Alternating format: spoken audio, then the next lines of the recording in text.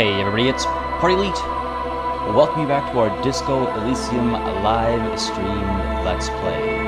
As always, looking forward to this session, seeing, what weird, strange, and unfortunate things we unearth about ourselves. This has been quite the ride, Disco Elysium, and the ride continues, obviously. The ride continues. I just want to mention right off the bat, there's going to be a very special Let's Play kicking off right after the stream is done today. Hopefully y'all are able to join in for that as well. It's something that I think folks have been waiting for a very long time. I could have released it in place of this stream, but I felt like, we got a thing going with the stream at this time, and it would be unfortunate or unfair or whatever you might want to call it to cancel the stream just because of something else. So I thought, we'd find a way to slot it in. Scheduling is always a fun thing to try and figure out. But yes, after the stream, there's a very exciting new Let's Play kicking off on the channel, and I do hope y'all will stay to enjoy that. It will be probably like the stream will be over, and then 5 minutes for me to double check and get rid of my anxiety, make sure the quality is good and everything's all right, and then it'll be released. And I think y'all will enjoy it. But enough about that, folks. Enough about the future. Let's talk about the present. A warm welcome to all of y'all joining in right off the bat on this absolutely gorgeous Friday morning, at least here in Toronto. I hope your weeks have been wonderful. I hope your weekends are looking very exciting indeed, and I hope your Friday isn't doing too bad either. How's everybody doing, folks? How is everybody doing? We got Kate Percy. Can't seem to get into the far-off look of the visuals. Messes with my eyes. Really, eh? Interesting.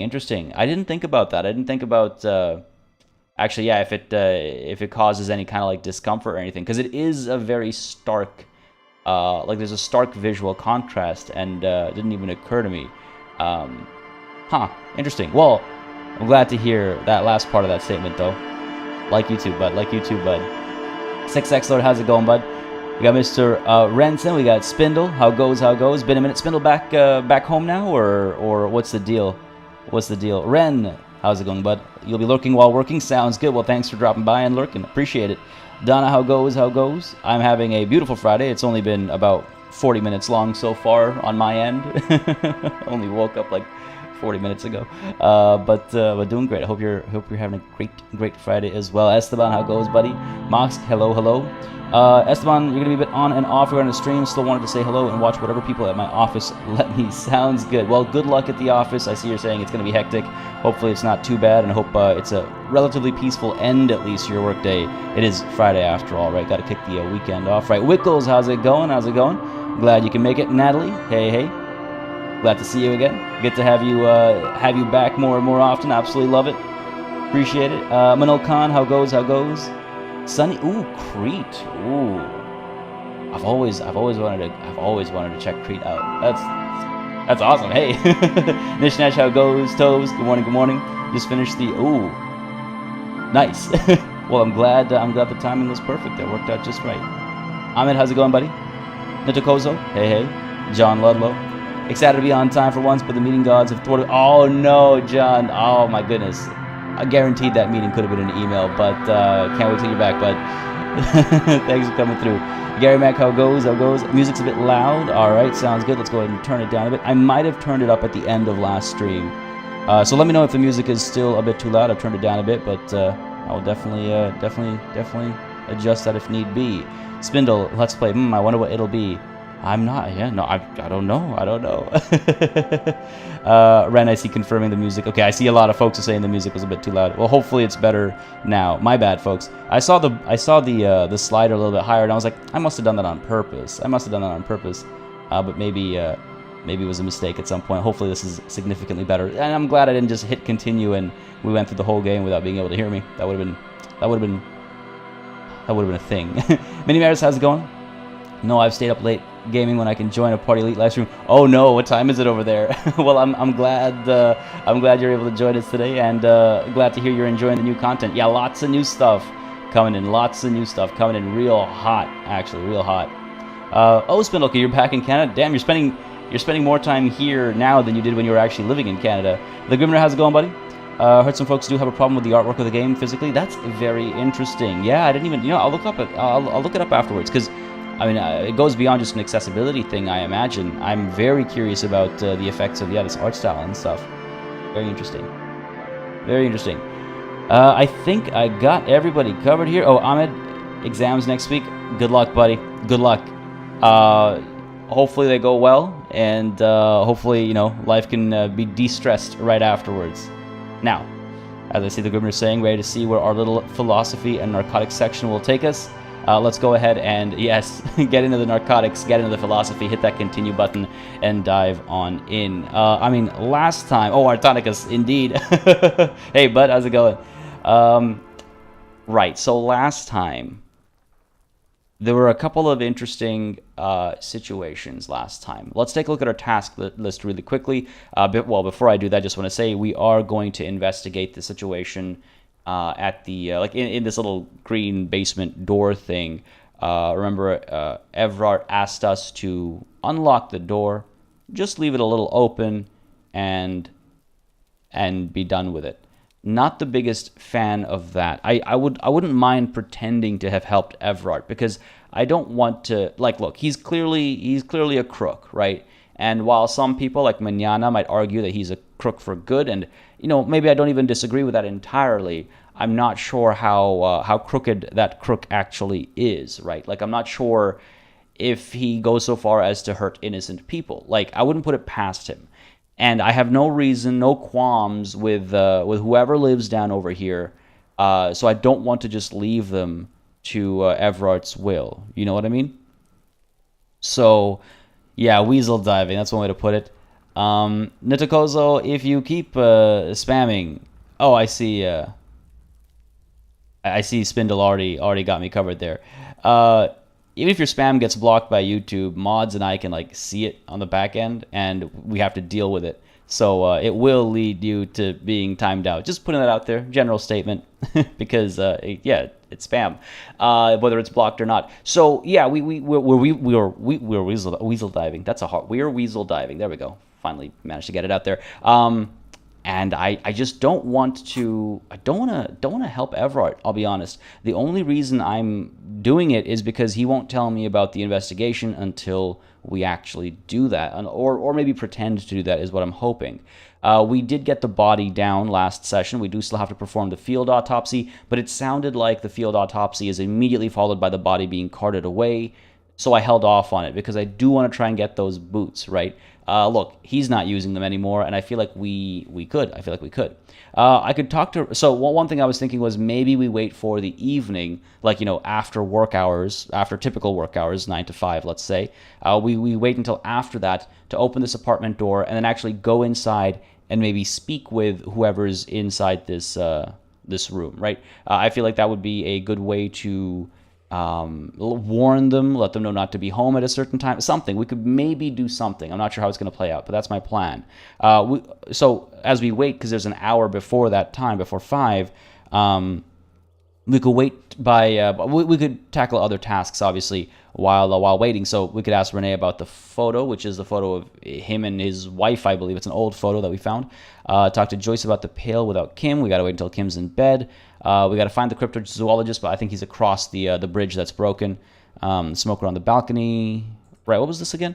Visit apartment 28 sometime after 9. I'm glad I checked this. So we got to go to apartment 28 sometime after 9 p.m. We'll try and do that today as well. I don't know where to find Speed. I don't know if we'll find it anytime soon. Apart from that, I don't think we'll find our gun anytime soon. I almost feel like we've been to every corner of the map currently without having found our gun or our badge.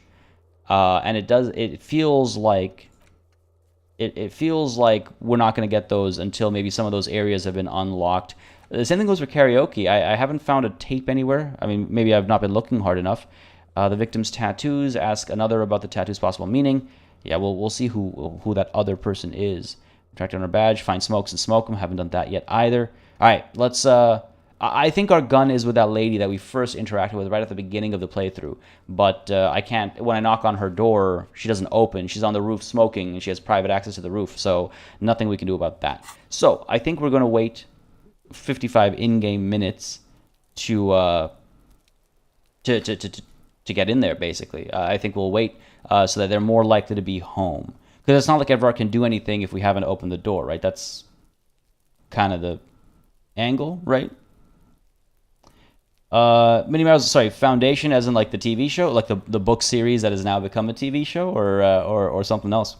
Yeah, Spindle, I just saw your message. That sounds good to me. Thanks for being on that faster than me. One's incredibly corrupt, the other works for a company who's not above hiring psychopathic, xenophobic war criminals. It's a tough choice indeed. Well, okay, so to clarify my stance there, Everard might be corrupt for good, right? Like we talked about this a little bit last time, but oh boy, how does one phrase this? One can do terrible things for good purposes, right?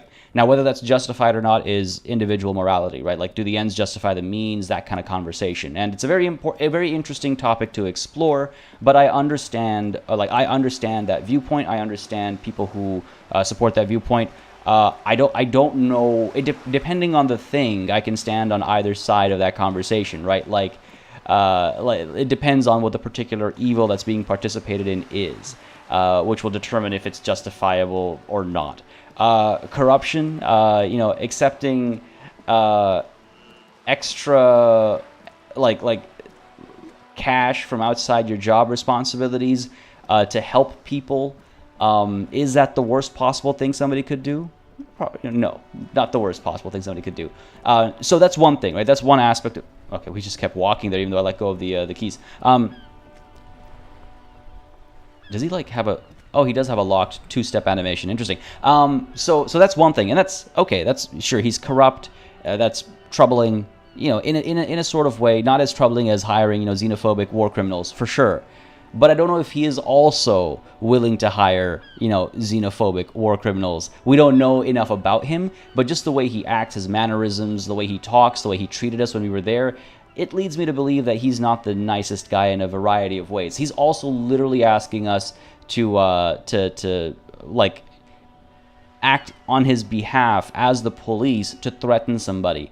So while the corruption I can maybe look away from because I know it's an attempt to do good as far as a lot of people are concerned, in the universe at least, I don't know what else he's capable of doing. That's what I meant to say. That's what I meant to say. But yeah, both sides seem willing to resort to murder. Oh yeah, more than willing. Oh man. Thomas Pambos, how's it going? From Sydney, Australia. Hey, must be real late and or early, however you want to phrase it over there. Glad you can make it, bud. Glad you're joining us live today. Corrupt individuals might do some good in getting to a certain goal, but getting rid of them after is often not possible. Yeah, I mean, power corrupts, right? Power corrupts. One can only hope that... well, sorry, I just realized I'm using corrupt in two different ways there. Corruption might take you to a position of power where you can make change for good, but by that point you might be so corrupted as a person. Who knows? It's an interesting philosophical debate, but I guess you weren't wrong when you mentioned we're diving into our philosophy situations here. Let's go ahead and speak to Renee, as I said I would do. I should actually heal up. Officer, what can this old carabinier do for you? I should probably heal up my my morale and my health. But by the way, I realize now why the slider was so high up. I feel like the game volume is very low. The main menu music is very loud, but the game volume seems very low to me. So let me know if I should crank it up a bit if their voices are too quiet for you. I keep it quiet on my end, but maybe it's loud enough on the output. There's no reason to keep the damage here, so I'm gonna go ahead and charge up my health and my morale. Oh no, you know what? Actually, I'm not, and I'll explain why in a bit. Renee, I've found your guard booth. Yes, the Debardeurs Union pays me to stand vigil during the nights. Not out of any political allegiance, mind you. I'm an old man. Don't sleep more than a few hours every night anyway, and money is tight. Maybe I'm an old man. I didn't realize you sleep less and less the older you get. You must have seen something on the night of the murder. Your booth looks right into the yard, or I saw a picture in there. Okay, hold on. Yeah, hang on a second. True. You must have seen something on the night of the murder. Your booth looks right into the yard. Yes, it does. Unfortunately, I wasn't working that night. Been on a 2-week leave since last Monday. Oh, hold on. Why are you on leave? It's a private matter. Nothing to do with your investigation. Fair enough. I can respect that. You see, officer, René is the kind of man who would rather die than admit he needs medical assistance or, God forbid, sick it. A real man's man is just gonna ride it out. I love just how many types of toxicity this game calls out so subtly, you know? So subtly. Voices are pretty low now. Yeah, that's what I thought. Let's go ahead and crank that up. I see what happened then. Let me know if this new level is okay. It's true, Wickles. It's true. I have reached the twilight years of my life. Well into my, well past my midlife crisis. Now, Classified, how's it going, buddy? Having a good Friday, I hope. Glad you could join in. It's true, Wickles. I have always been old, I guess. I haven't slept a normal night's sleep since I was in high school, I guess. I'm fine, goddammit. Mind your own business. It's nothing. Just got to cut back on coffee. Yeah, man. Swap it out with tea, obviously. So who was working your shift that night? No one. The boss has been unmanned since last Monday. There's no other guard. It's just me. That's very convenient. That's very convenient. Artonicus, I mean, sometimes it's a punch in the face, but sometimes it's a conversation you could miss entirely. Like if you didn't care about, if you didn't care to ask about why he's on leave, for example. Well, or at least that's my assumption. Who knows? Maybe the game would have inserted it some other way. But sometimes it can be subtle or tucked away. No one has been guarding the container yard since last Monday. Yeah, that seems like an intentional decision. Like he's unwell, and the opportunity was there. And so they didn't swap anybody in because why would they? It's a convenient blind spot, right? Convenient blind spot. GLZP, how's it going, buddy? Hey, a viewer is never late. Glad you can make it, though. Glad you can make it. Ren, every time I hear Renee, I jump a little. I'll try and say it more often than for you. It's good for your cardio, right? Yes. It's not actually an issue. I mean... Go on. Look, officer. The container yard doesn't actually need a guardsman. Never had one before René. Monsieur Claire had that booth built specially for him. It's mostly decorative. Mostly decorative? The possibility of someone being in there is enough to discourage any ill-minded individuals. I mean, now we're tapping into the panopticon. Evrard created this job for René because he knows the Royal Carabinier's pension of honor and PTSD isn't something a man can live off. A decorated Kingsman collecting tear reflects bad on the whole neighborhood. His words. Okay, you know, that's not... You know, oh boy. That sounds like it's coming from a good place, right? Yeah, does Evrard get it, maybe? That's interesting.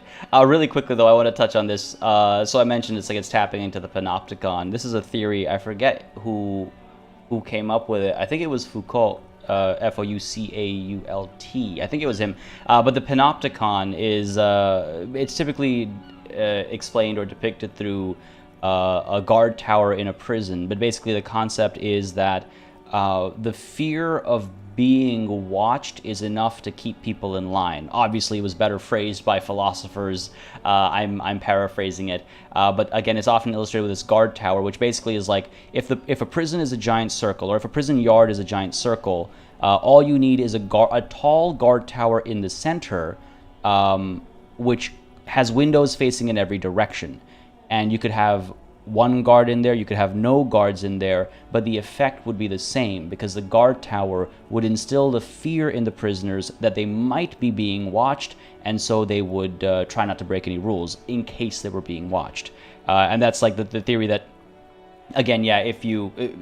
the possibility of someone being in the guardhouse is enough to discourage any ill-minded individuals. That's pretty much that.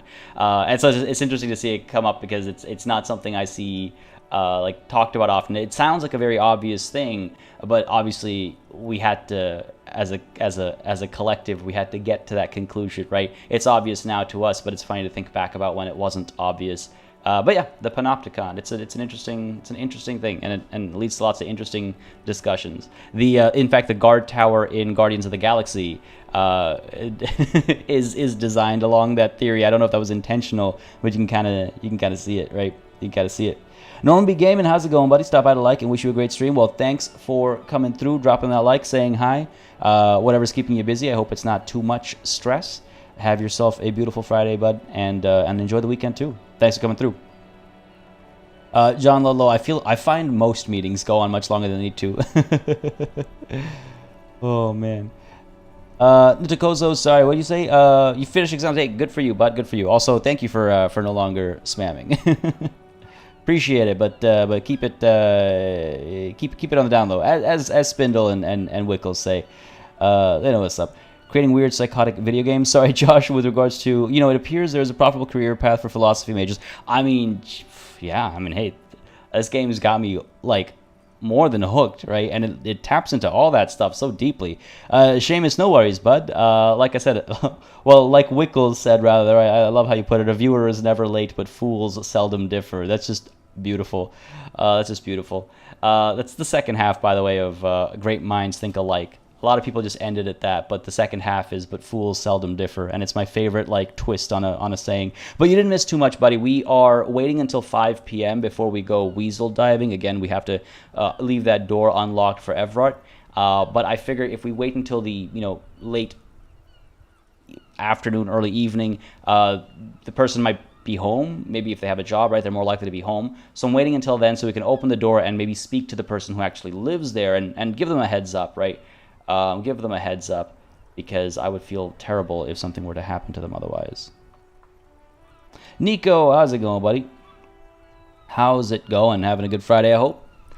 All right, let's dive on in over here. Everett gets it. Big guys looking after the small and everyone working together. I love it. Such dependency only weakens a man further. Do or die. There is no middle ground. Renee is but one man. We need a program. Get all the elderly back in the job market. Keep folks motivated. Renee should rent out his services, invest the profit, get a few more guys, expand and repeat. Wage work is a dead end. Jesus. There's absolutely nothing wrong with tear collecting. It's my side thing too. Probably hold out the tear bag. Did that only come up because I'm carrying it in my hand? Huh. I'm kind of tempted to pull 5, if not for anything, then just for my ego, Just for my ego. Huh.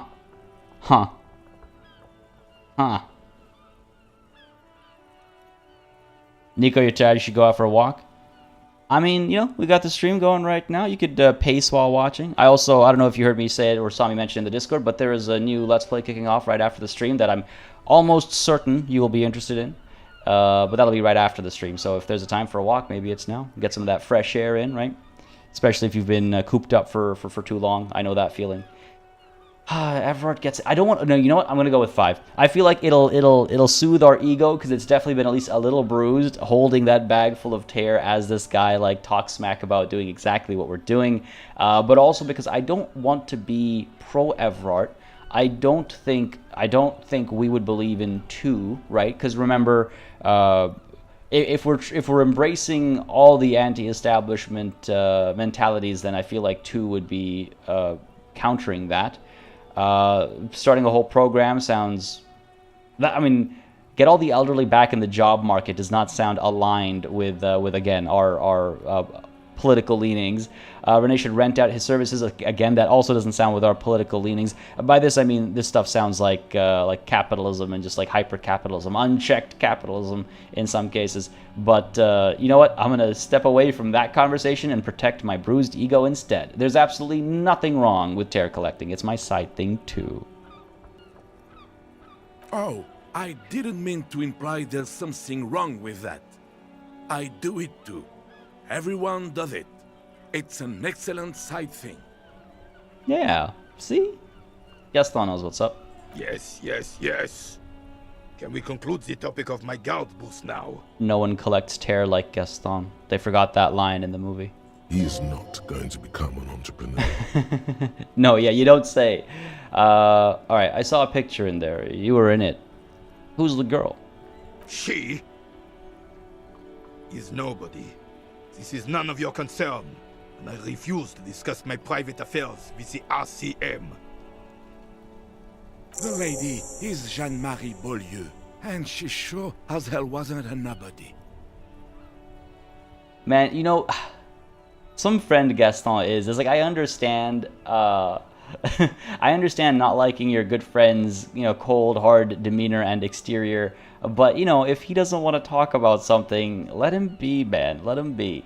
But if you're going to say she sure as hell wasn't a nobody, then tell me who she was. Give me more. But, got it. Thanks. Yes, yes. Like I said, I would be up anyway, so might as well keep an eye out. It keeps my senses sharp. I don't know how I feel about that. That doesn't seem... I don't know if I buy that. What do we have here? Through the Bull in the Sea? I wish I didn't do that. I know Renee's job situation. Composure's got to be a bit higher before I can really understand this chap. I could try... 17% isn't that bad, right? And if Composure's got to be higher, it's going to be higher because of things. Do I have something I can... Well, thank you for your time. Let me get a quick change of clothes over here. We do have 2 skill points that I haven't spent. Chat, what do you think? What do we spend those 2 skill points on? It's so difficult to pick things to spend on. It's just so challenging. Like, if we get... I mean, of course, we can get Composure right now. Where is our task list? Where is our map? What were we looking at here? What was the physical instrument? Pain threshold? That scroll bar doesn't work. What do we have? What do we have? Conceptualization, more physical instrument. Volition. I think I should do volition. Oh, man. We did have a big volition problem earlier, yeah. Visual calculus and volition, that does sound good. Visual calculus, we could look at the set of tracks again. Visual calculus is always really cool and fun. I've enjoyed visual calculus a lot every time we actually succeed. So why don't we do that? Oh, right, true. That's a good point, Mox. Yeah, I did not get in the back of the bookstore. I should see what would allow us to get back there. I believe that's one of the first things we tackled. Oh, come on. Come on. Scroll, scroll, scroll. Jesus. Oh, this is not in alphabetical order, is it? Or rather, it's not in chronological order. What was this trash container? I wish it would actually remind me where they were as well. Yeah, so I think visual calculus and volition makes sense, but let's check what gets us into that back room. So it's definitely not... Well, it might be composure. Okay, let's check what gets us into that back room. That's good. That's a good point. That's a good point. Completely slipped my mind that we need to level up for that before we can even engage. Oh, we might be able to engage right now, but I don't remember what we even have to engage with. Pain threshold, was it? Well, there's a couple of things we need a pain threshold for. And I believe you remember 6X Lord, but we've already loaded in here, so I'm just going to go and check because I'm sure you've got it right, but I'm already here. I just love the purity seals on the door. I forgot about those. A heavy door with a missing handle stands before you, covered in dozens, if not hundreds, of Seminese trinkets and charms. It appears to be locked. This is what I was hoping for. I was hoping that maybe we've already upped our pain threshold and we'll be able to try it before spending the skill points on it. And you know what? 42% is actually not that bad. Broke into the communard apartment. How does that give us +1? Interesting cross-pollination, but I'll take it. Come on, baby. Fingers crossed. Come on, come on. First roll of the day. First active roll of the day. Gimme. Gimme, gimme, gimme, gimme, gimme, gimme. Come on, come on, come on, come on. Oh! Whoa! Whoa! Whoa! It flashed green! I thought we succeeded. You smash into the wood and see a small crack appear on the doorframe. It's going to take one more try to break through to the other side. But you've done it. Okay, okay, okay. Oh my goodness. Oh my goodness. I was really worried there. I was like, what? I can't believe it though. We succeeded. I'm so pleased we succeeded. Oh man. Not the hardest roll, but honestly, with the way my luck has been lately, let's go ahead and heal up. Still hurts. Yeah, still hurts though, even with a success. I like that. I like that. Experience in breaking and entering just increases my pain threshold. I mean, I guess that makes sense. All right. I wonder if I should heal up a bit more. Let's go ahead and... I guess I can't quick save in the middle of this. Well, continue then, I suppose. You're not thinking of trying again, are you? Oh, boy. Fuck the system. Just smashing the door. Freeze, dirtbags, or hands up now, or... Fuck, it hurts. While smashing into the door. Wordless? Nah, no. Wordless isn't disco. Wordless isn't disco. We gotta say, I mean, this sounds very rocker, right? Smash in the door and shout, fuck the system. I think that's more in keeping with me than Freeze Dirtbags. Though, if I'm a superstar cop, I can't ignore the cop element of it, right? What do you guys think? As I thank John Ludlow for coming through with a super chat. Thank you very much, bud. Very, very appreciated. Ouch, but worth it indeed. You know what? That was a good bait and switch again. That really got me. But thank you for that super chat, bud. Always appreciate it. Always help support the channel. I mentioned this time and time again because yeah, it helps things stay viable and possible. And in comes Classified with a party invitation. Oh, I love it. That's chef's kiss. I love it. Folks, we have got 5 memberships being gifted out once more by Classified. Not the first time, but he's done this. Thank you so very much, Classified. It really helps support the channel so much when folks super chat, join in as members or patrons. I say this time and time again, but it really makes such a big difference. So thank you all so very much. So a warm welcome to so many of our newest members again. Thank you, Classified, for gifting the memberships, folks. Throw up those flags, throw up those banners, throw up those E's. Love to see it. Y'all have beat me to it. Beautiful, beautiful stuff. So Seamus SS, Dom, Dennis Cruz, Donna, and did I get my count right? So Seamus, SS, Dom, Dennis Cruz, Donna, and what did I? Oh, and Spindle. Oh, hey! I was checking my notifications. There we go. Thank you all. Now as members, you got access to like emotes and stuff in chat. I'm going to update the credits list at the end of the week, at the weekend is what normal people call it, and we'll get your names on there. But yeah, that's awesome. That's awesome. Thank you so much, Classified. That's dope. Appreciate it. Yeah. What? Oh, there it is. It's because Spindle, when I see the name in blue, I was like, oh, and the italics afterwards, I was like, he must have like stepped in and blocked a spammer or something. That's why. All right, got to train my brain to read this new feature. I think it's really cool that YouTube Live has added like gifted memberships. It's so cool. And Classified. But I mean, geez, thanks, bud.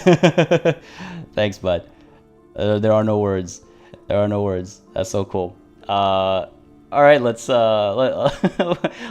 on it. I think 2 makes the most sense here. I think 2 makes the most sense here. Smash in the door and shout, "Fuck the system." Here we go.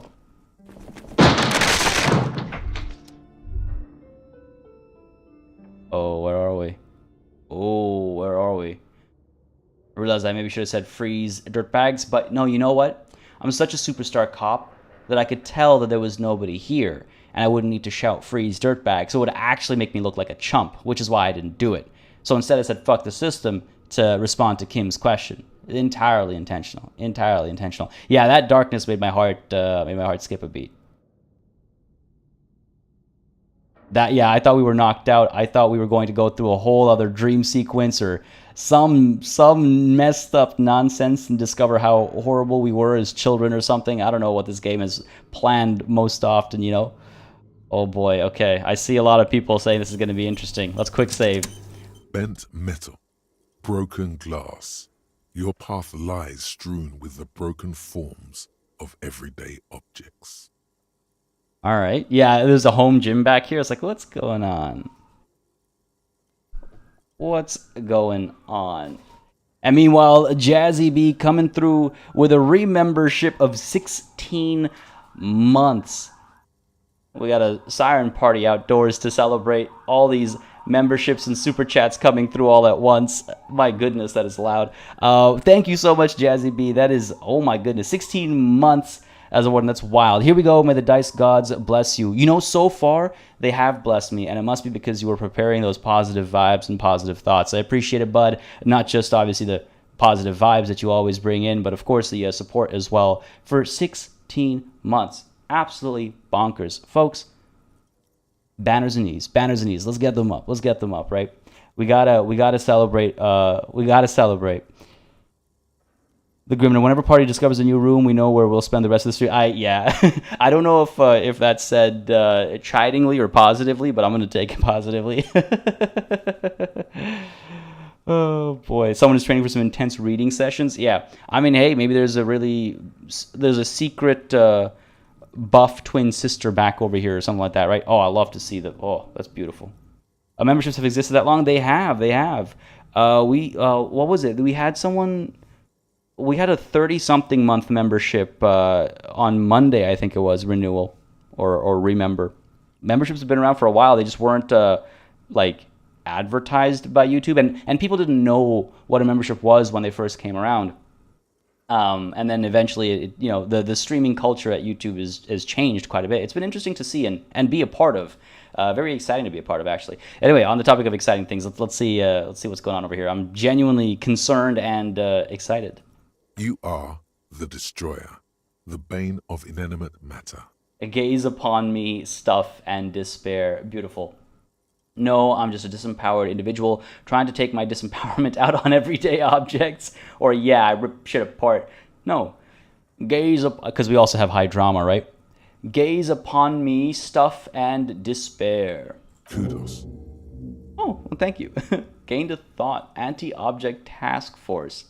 All right, we're going to have to take a look at that. As I do that, Ren now coming through, remembering for 14 months. Here we go, seconded. Oh, man, those banners are going to keep flowing today. Thank you very much, Ren. 14 months is wild, just over a whole year.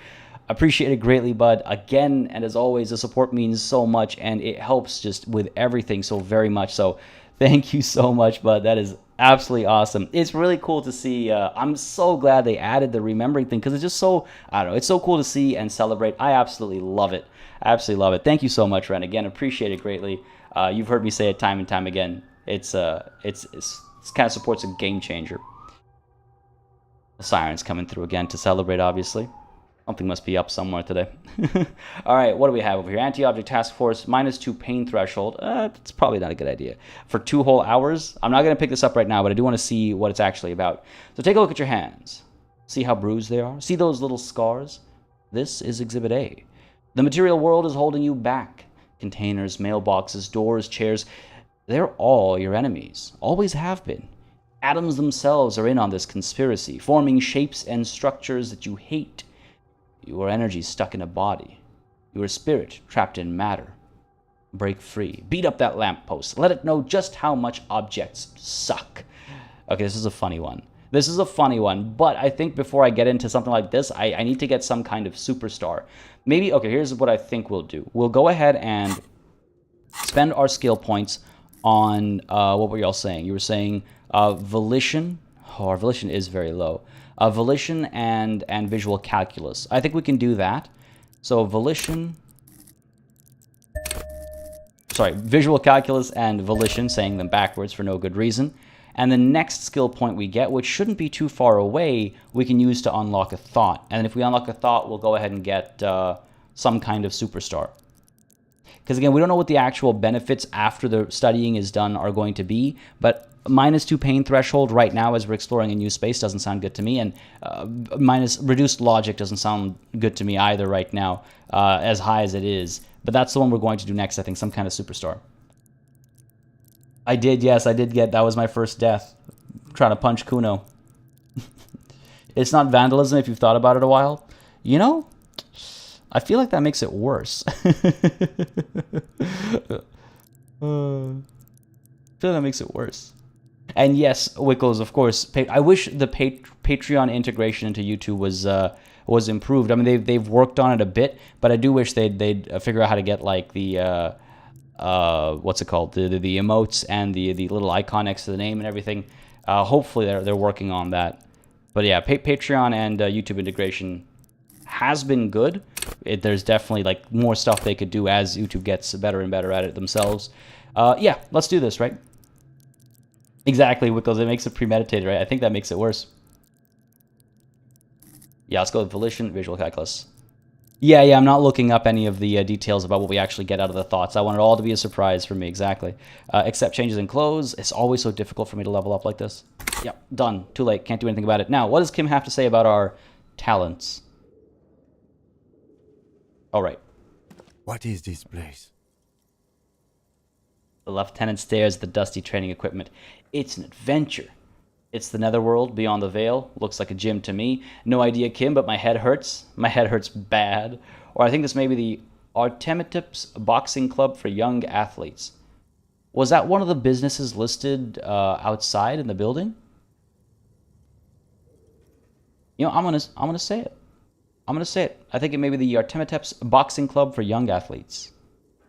Yeah, I know. 4 is fun. I'm so worried though. It's first of all, I think it's gonna hurt our morale, but also I'm worried it'll which by the way has increased because our higher volition, I believe.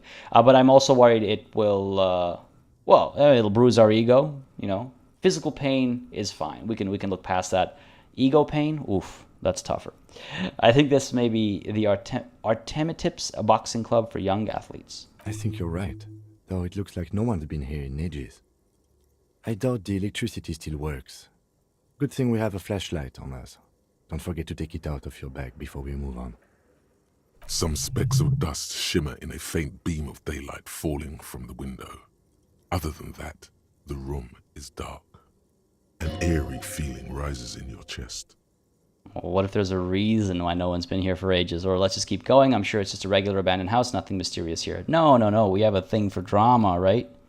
We have a thing for drama. What if there's a reason why no one's been here for ages? Yes, because it's closed. Kim, you gotta look deeper than that, Kim. No need to look for supernatural explanations where a banal one will do. Now let's move on, shall we? Kim, you gotta think deeper, buddy. You never know what the world's up to around you. Where is my flashlight? There you are. Bag in one hand, flashlight in the other. That's not sketchy at all. Oh, look at that. That's fun. Oh, that's very fun. I wish this room was darker. I wish it was actually like, you know... Excuse me, lost my voice there for a second. I wish it was actually like relatively pitch black unless you had your flashlight out. That would be kind of neat.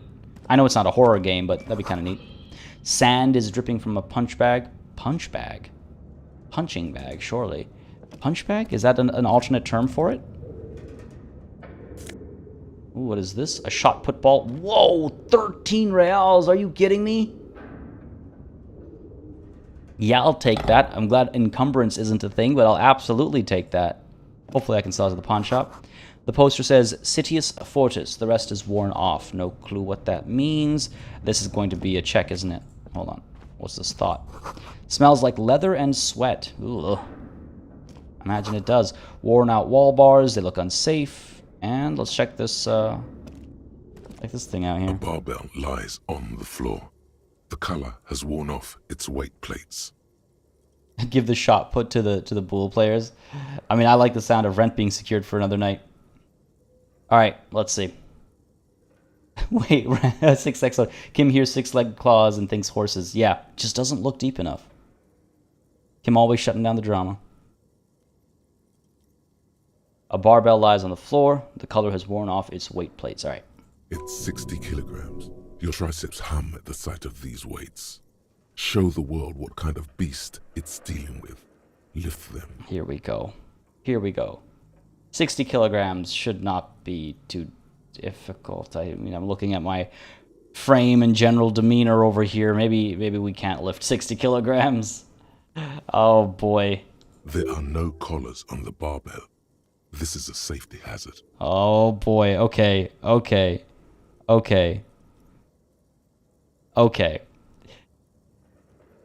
Why does it feel so familiar?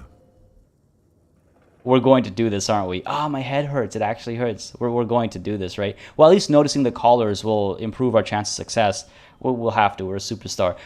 So 60 kilograms is around, what, like 135, 140 pounds, something like that? 135 to 140, somewhere in there. Damn right, we're a beast. I think we're gonna have to try this. But let's see if we can't learn a bit more about ourselves first. Is this familiar because I'm a weightlifter? God. No, it's not that. It's the stale smell of rubber, the squeaky sound of sneakers, your bruised knee against the mat, and a whistle. Then the feeling is gone. Interesting. Squeaky sounds of speakers, bruised knee against the mat. So I guess I did some like wrestling, like you know, old school, traditional wrestling, perhaps? Or maybe I was a boxer? Oh, I guess, yeah. I just wonder because of the bruised knee, but it could just be a injury from elsewhere. Either way. It's just a memory. Yeah. A memory from another life. When you were young and fit. Very interesting. Very interesting. 60 kilograms is a whole ass person. Yes, but a person on the lighter side of things. We are a cop. We went through physical training, right? In theory, it doesn't look like it really held up. But we should be able to get it off the ground. I don't know about getting it over our head. We'll see. Look, Kim, it's a trap. There are no collars on the barbell. You're right. The weight may fall off. Better not touch it then. What kind of bastard would just remove the collars? It should be a felony. I just love how extreme. It's just like, it should be a felony. Like, goddamn, man. Goddamn.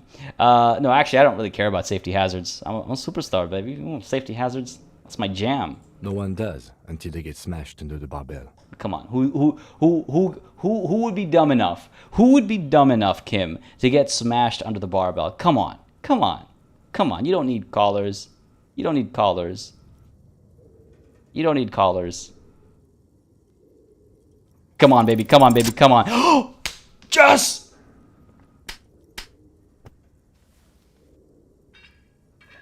Yes! Yes! Yes! Conjuring up an inhuman amount of strength, you raise the barbell up in the air. Your biceps tremble, but you're a savage. This is a children's game. Hell yeah! Beast mode, baby. That's amazing. Critical success. What? Yeah, first measure head. Now this. We really are a lot stronger than we let on, eh? Oh, God. Oh, yeah, I'm a true champion, or say nothing and revel in the feeling. Dude, I was setting myself up for failure there, being a smartass. Oh, that's sweet. That's sweet. That is sweet. Now, can we succeed on the next check? No, definitely not. Definitely not. Does he even lift? Yes, he does. I'm gonna say, oh yeah, true champion. Yeah, I was thinking that's where I was leaning first. I should have just gone with my gut, cause yeah, we're a superstar. We're full of ourselves. I keep forgetting how cocky we're supposed to be. It's very antithetical to who I typically am. So it takes a second. I'm a true champion. Yeah, there it is. Boom, baby. That's awesome. That's awesome. A warm wave of accomplishment washes over your head as you drop the barbell to the floor. For a moment, it feels like you're strong enough to succeed at anything you ever set your mind to. That is awesome. I love it. I absolutely love it. That is so cool. Nice little boost to morale. Makes perfect sense. Hey, but you're still in the ghost house. What if someone heard this? What if they know you're here? That's a good point. Good technique. Oh, he's actually impressed. I thought he'd be upset at me. That's actually that is a full success from the critical success to to actually pull this off to getting a positive reaction from Kim. That's all really good stuff. That's all really good stuff. Oh, Josh, you remembered a second check to get it over the head? I was expecting that too when we paused at the chest. I was like, oh no, this is where the pain comes in. But I guess not. We made it. We made it. Yeah, Kim approving is actually, that was a surprise. Yeah, exactly, Artonic, because I could imagine slipping our slip disc. Oh, hey, Raphael, I missed you earlier, I think. Glad you can make it today, bud. Oh, I'm so pleased. I'm so pleased. Can the day get better than that? So pleased. All right, you know what? Actually, let's quick save. Let's quick save a second time, just to be sure. I don't want to lose that success because something silly happens. Okay, what do we have here? The hallway is blocked by old window panes and debris. Probably got hit by a shell or something. Okay, now it's getting real dark. I like that. Though it's also the fog of war kind of thing, you know? Oh, yeah. This is what I'm talking about. I guess the outside room is still bright because it has some windows. This music. Let me crank that up a little bit. That's the spooky music. Oh, that is creepy. Look at that little mannequin over there. I don't like that. All right, what do we have?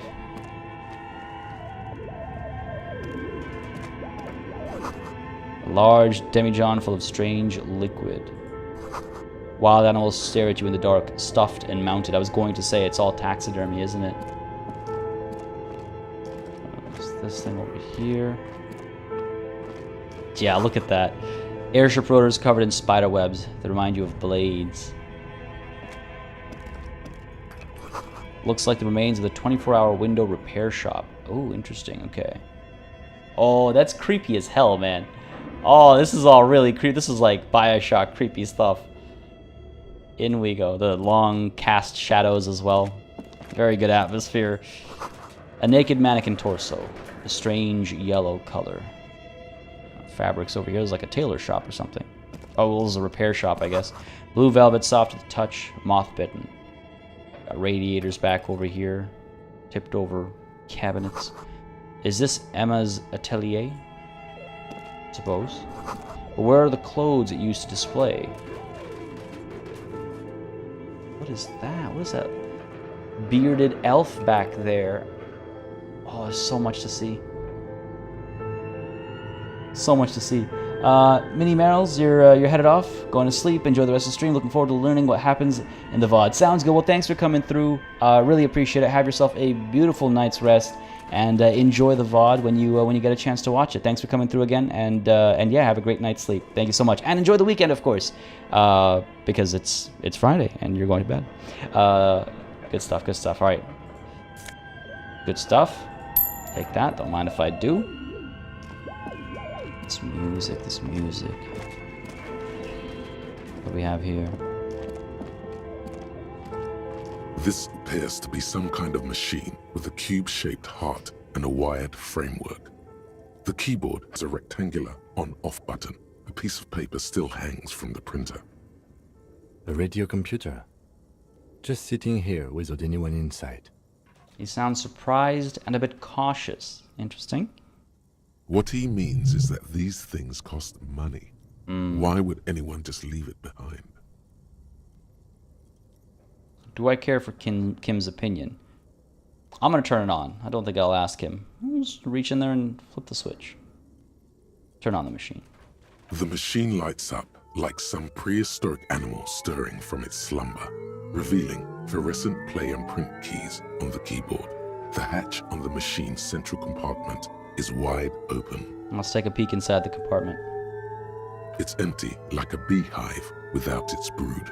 Some cables have been left dangling, disconnected. This is where the memory should go. Alright, let's try and press play, see what happens.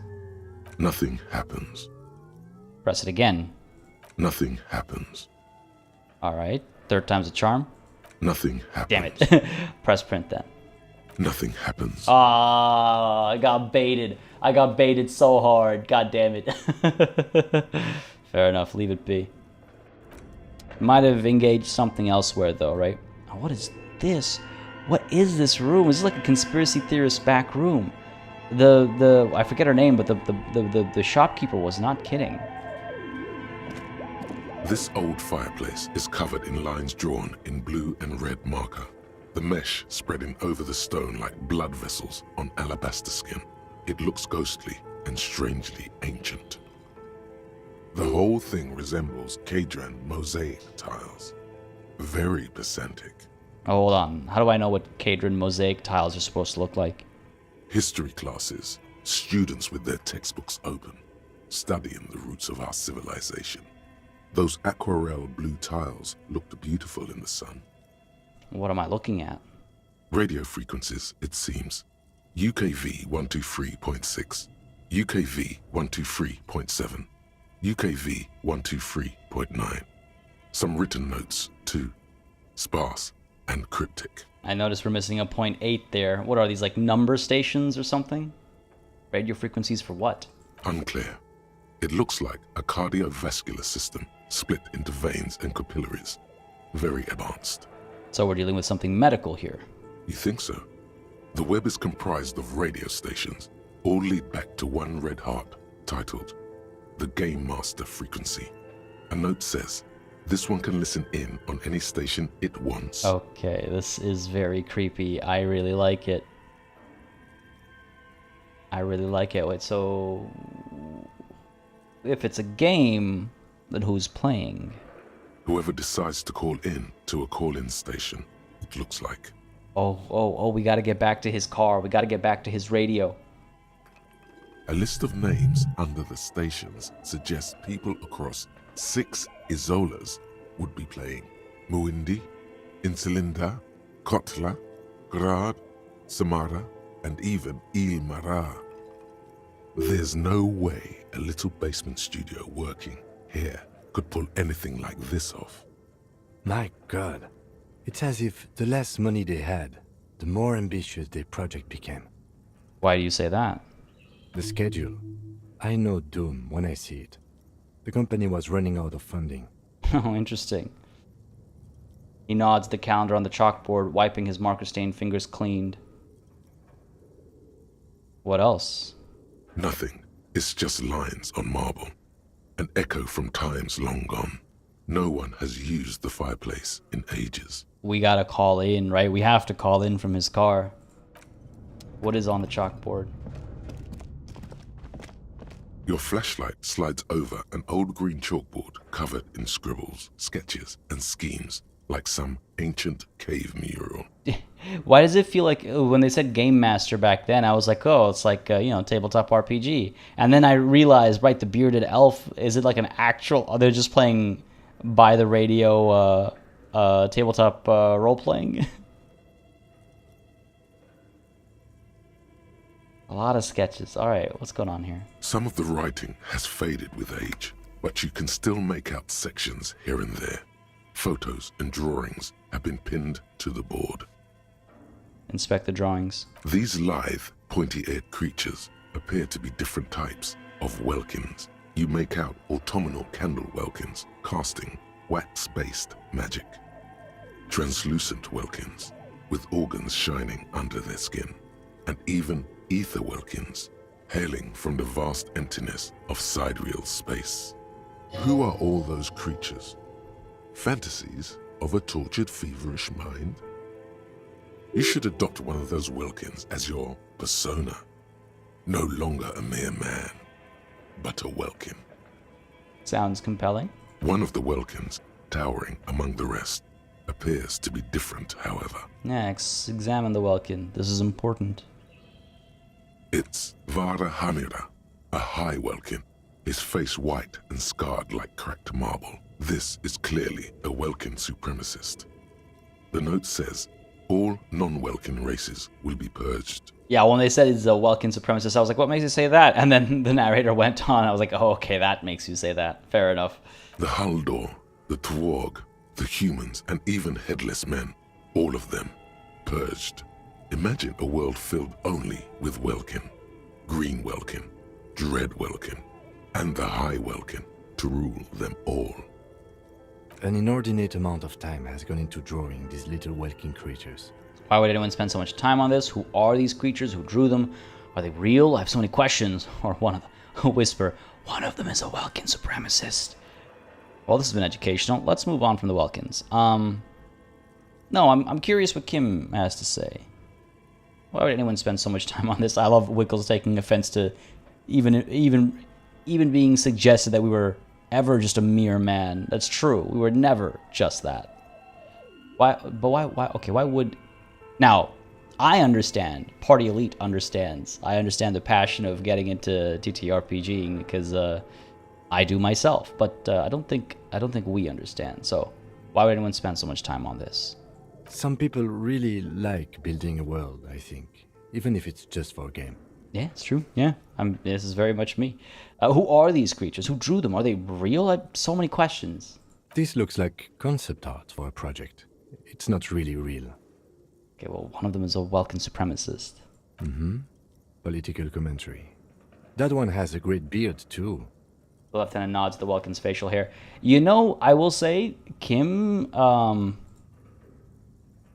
approached that a lot differently than I expected him to, and I appreciate that. I was totally expecting your typical, nerd bashing, but then again, I guess this is a game. This is a video game, so there's going to be some what's it called, alignment there. But no, I like that he didn't just dismiss it. He didn't bash. He didn't dismiss. He's just like stating facts. Kim's really a well-rounded individual. Well, this has been educational. Let's move on from the Welkins. Just look at those details. So much effort. Oh wow, you see, yeah, Kim is great. Kim is great. Let's take a look at the photos up over here. Reference, perhaps? The photo collage depicts barren, icy landscapes wrapped in perpetual night. You see permafrost and glacial landforms, dead trees grown in under the snow. Entire oceans have been frozen from shore to shore. There are pictures of settlements on dried-up riverbeds, abandoned in a storm. Animal corpses in the dark, carcasses and bones. You see primitive oil rigs built into glaciers, boreal dvorg, yurts under the snow, great mammoth-like beasts of burden. Legitimately, I kind of want to take notes. I'm in the middle of world building for a tabletop thing I want to run with a few friends. I say in the middle of, I've been doing this on and off for like, I don't know, 7 years now, 6 years, something like that. It's just always interesting to get inspiration from other angles. It's a low fantasy world though, so some things obviously wouldn't apply, but it's always fun to see inspiration elsewhere. Yes, by the way, when I said earlier, I'm one of the types that enjoys world building. Absolutely. Absolutely. Wasn't just saying that. Albeit dark and cold, this vision also feels cozy in its own way, like eggnog or morphine, a much-needed respite from our own world. A pinned postcard reads, "The heat death scenario, a desperate fight for geothermal energy engulfs the world as Wirral becomes untethered from its sun, drifting through the universe." Oh, what? That's kind of super dope. I don't understand how... I guess geothermal energy, I guess we've been using geysers and stuff for a very long time. So I'm getting way too sucked into this, I guess. Project Dreadboard. Interesting. Welcome back, Spindle. Says a lot about Kim's character, says the Scrivener, when you're the first one to disengage with the topic. It does. A lot of things. That's what when I said that the game does a lot of stuff subtly. I guess it's stuff like that where, yeah, it's implied. The card game The Quiet Year. Hold on, I gotta write that down. I know I'll forget it. Let me write that down real quick. Where's my... There we go. My list of suggestions. My ever-growing list of suggestions. The Quiet Year. Thank you very much for that. By the way, folks, I should mention really quickly now, is a great opportunity to do so, but if you're into board games and fandoms and things like this, if you're into tabletop role-playing, whether it's D&D or Warhammer, whether you're into just all this good stuff, all this good fun stuff, the Discord is a great place to meet like-minded individuals. We have spaces for all this kind of stuff, sharing hobby artwork, sharing tabletop work, just having conversations about video games. The link is, of course, in the description down below. And there, I was literally going to say, I was going to try and beat Wickles to saying, and, guaranteed the link is in chat as well because Wickles has dropped the command, and then Jazzy B coming through as well. There you go. Links to the Discord in chat now, as well as in the description, of course. And yeah, you beat me fair and square. The Jazzy B snuck in as well. Oh my goodness. And then Twitter as well, if you want to just follow, me in general for life stuff. Some fun stuff to share nowadays, especially with all the wedding planning and stuff going on. Don't hesitate to join the Discord, though. It is a fantastic place to hang out with some fantastic folks. And since I'm on my spiel, just want to mention really quickly, folks, if you're enjoying, don't hesitate to hit that like button either. Again, we've been having 45 to 50-something people watching. Likes are around 30 or so. Pretty close, but the likes always help me just know who's and how many folks are interested in something that's going on the channel, if I should course correct or adjust. So yeah, don't hesitate to hit that button, as I hit this button. Let's inspect the schedule. Wickles shot first. That's pretty good. That's solid. This is a monthly calendar from the year 50. Cryptic words like sprint, daily minimi, and GPI span the marker-drawn grid, the grand scheme of production and money. Yeah, so I don't think... Is this a real-world financial situation, or is this like an in-game universe, like, oh, the world is collapsing kind of a thing? It looks a bit like an academic calendar, only much more brutal. Mini-Me stands for a mini-meeting. It's part of a bigger framework for managing work called RUN. Station 41 tried to implement it a few years ago, but failed. That's obviously a reference to like the sprint framework, right? Whatever the larger term for it is, I forget now. Jesus. Keep reading. Yeah, keep reading. What happened? As time goes on, the numbers in the boxes grow rarer and rarer. The board becomes an empty snowfield in the final days. Only failure and regret dwell in this region. Looks like they didn't make it.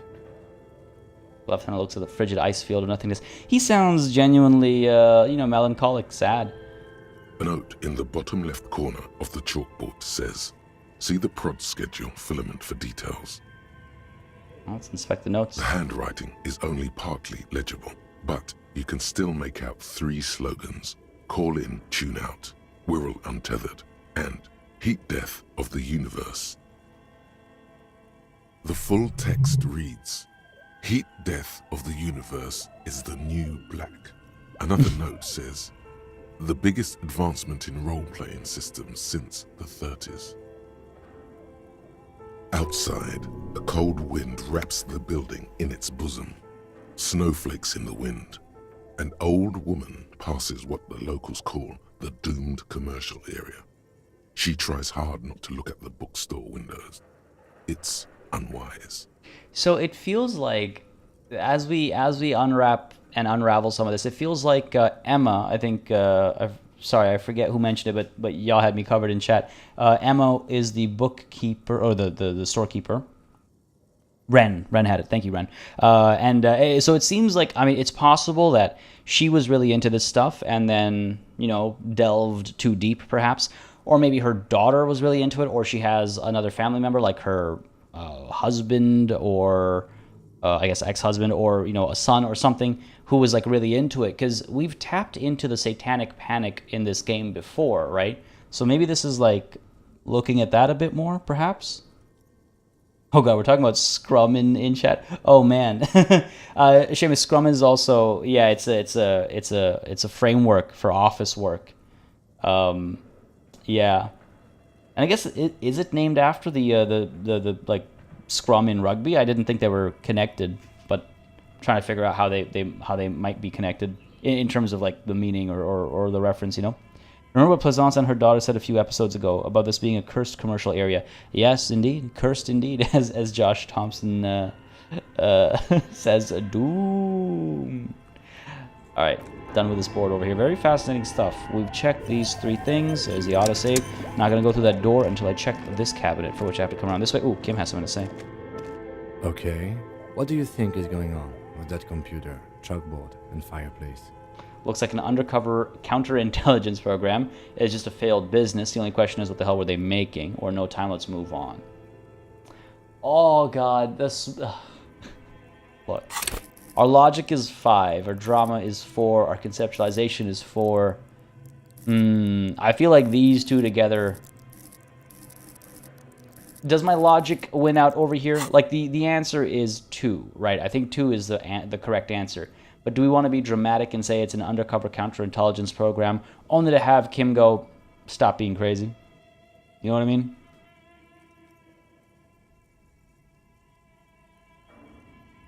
Oh, I guess, John. I suppose that as the loose thread that connects them, and yes, Seamus. Yeah, it's a workplace workflow thing. Yeah, not what I expected. I was guessing a rugby team. No. Yeah, though that could be a fun TTRPG. Yeah, true. I'm a superstar. It's obviously one. Yeah, it's one of those times when I'm just like, does my logic win out? Nah, it looks like an undercover counterintelligence program.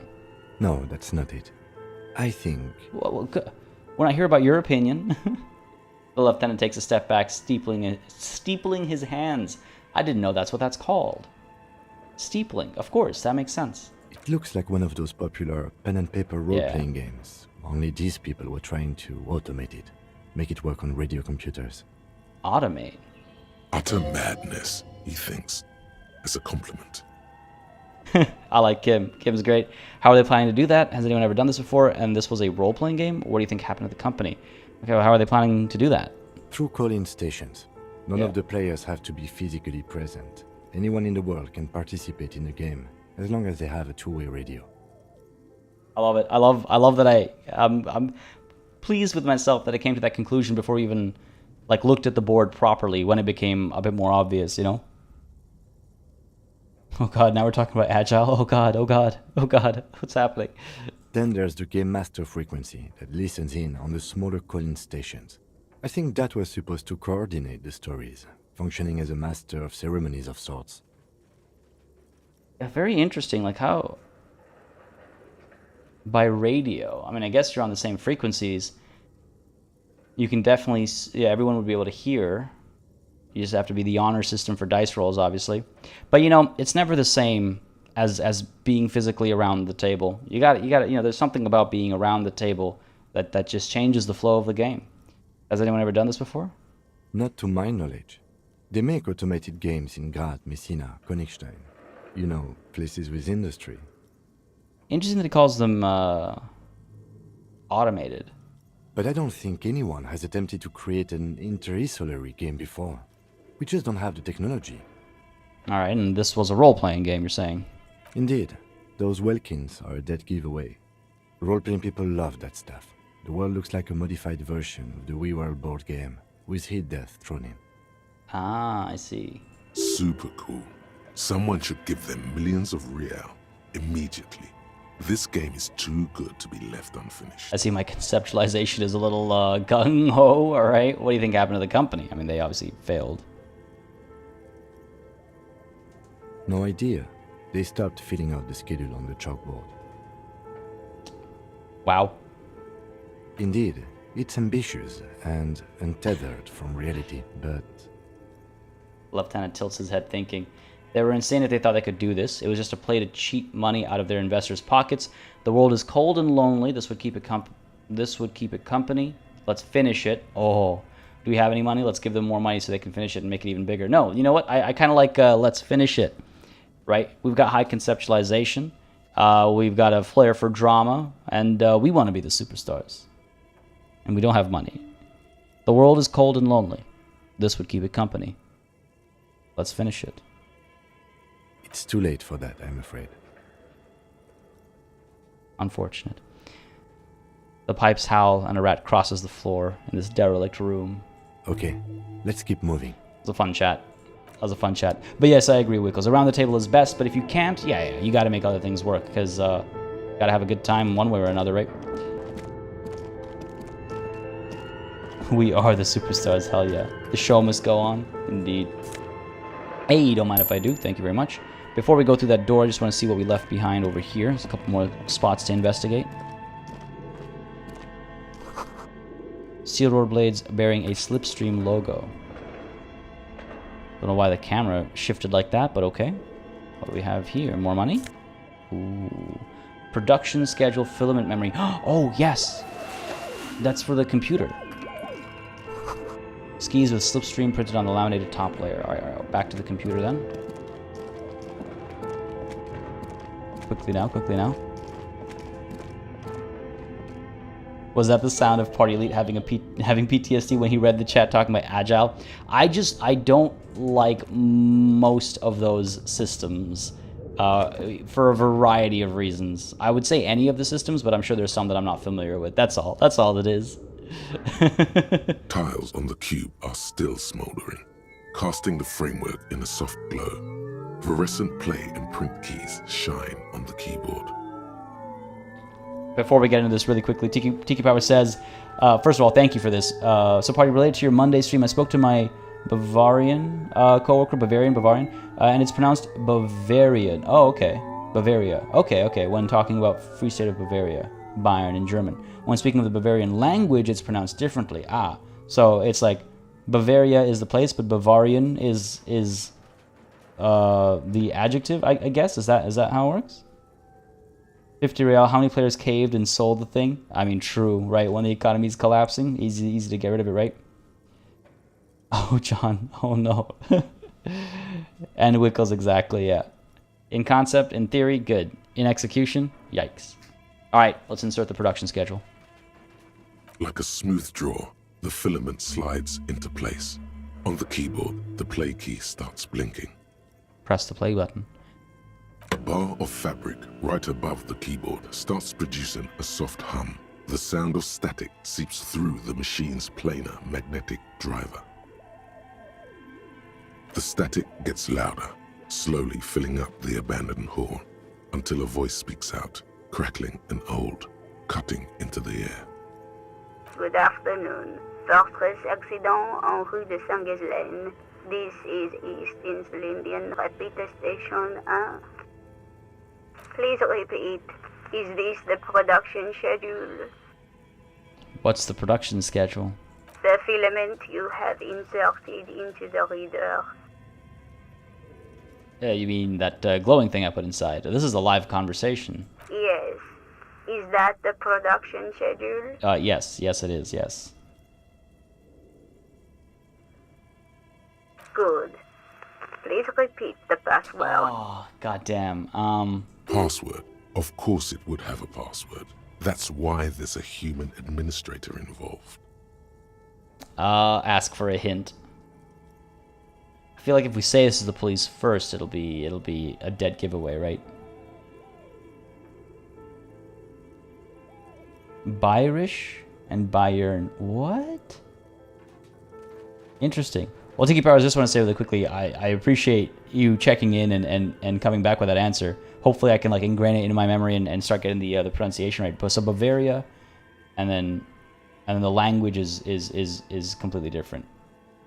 That's awesome. I really appreciate that follow-up. As Seamus so wonderfully put it, those are strong follow-up powers, absolutely. I like learning stuff, and you facilitated that, so I appreciate it greatly. Let's see if we can't get a hint. I'm really bad at hints. I'm really bad at passwords. I'm also bad at hints. Can you give me a hint? No. Damn it. Worth a A shot. hint system is not part of the protocol for repeater stations. Is it my birthday? Still no. If I say I don't know the password, they'll just say, well, then you don't have access, right? But I don't know the password. Received. I will register this login attempt. Damn it. Don't worry. Passwords have a way of turning up sooner or later. Fortress accident. Is there anything else I can do for you today? Well, why do you call me Fortress Accident? Fortress Accident is the company on whose name the terminal you are currently using has been registered to. Oh, do you have any other information about this company? One moment. You hear her flip through the catalog before she reads out with studious care. Fortress Accident SCA produces revolutionary interactive call-in radio games. That's what the catalog says. That's not bad. Wow, so conceptual. And what's that? This interactive call-in radio game. We know what it is. Come on. Any other questions? Oh, she just ignores. You hear her ask when the connection finally improves. The static drowns her response. Okay, fair. What are you, a machine or are you alive? Yes, I am alive. I am 74 years old and my name is Yvonne. She repeats passwords. Programming people are all paranoid. Jesus, Kim, Jesus. Fortress Occident, I think is how you say that, right? Is the original name of the developers. Interesting. So they got a little reference in there. That's cute. That's cleverly done. Fortress Accident, Fortress Occident. I like that. The Grimmer says, love how so much stuff in the game is relatable to real pieces in tech, but just different enough to seem very alien. Yeah, absolutely. Yvonne, my partner tells me that you're here because radio computer guys are all paranoid. Yeah, I'm gonna call Kim out. Friendly banter. They are merely cautious. It's my job to protect their filaments as a password repeater at the East Insulindian Station. Okay, but where are you, and how do you know where I am? I work as a repeater at the East Insulindian Repeater Station. It's my job to know where you are, Fortress Accident. As for me, well, I am sitting in my cubicle, surrounded by a wall of radios.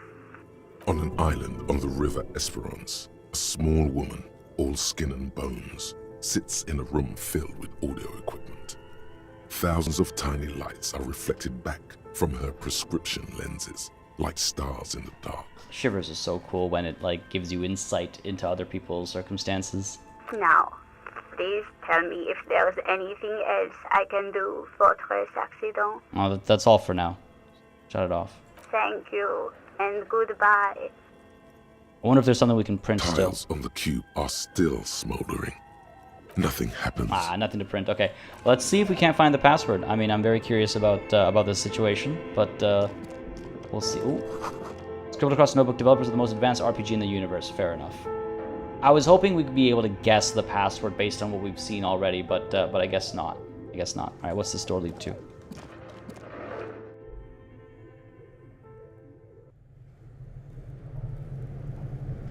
All right, all right. Deeper and deeper we go. We're downstairs in the basement now, it looks like. What do we have here? Haha, don't mind if I do. Magnesium and some rails. Yes, absolutely. Really collecting those items, eh? Good stuff. Keep moving down. There's something down here, yeah. What is that? Fridge? Oh, it's You see a terrifying ice bear with a strange compartment in its belly. The door is covered in frost, and the bear's eyes are glowing red. That's awesome. That's awesome. You can find the password and do more here. Yeah, I'm not surprised. The tangents are the game. As Jazzy B says, the game has the best tangents. It's true. No, absolutely. I can't believe we've spent so much time in here already. I think we'll... I imagine the password is elsewhere. We'll check the chalkboard on our way back up, Spindle. Because maybe now we'll have a chance to find it, now that we've interacted with the computer. We'll see. What is this? Is this a fridge that looks like an ice bear? The bear looks oddly realistic. Is it taxidermy? What is this thing? It looks like a giant ice bear. The lieutenant doesn't answer. His eyes are glued to the animal.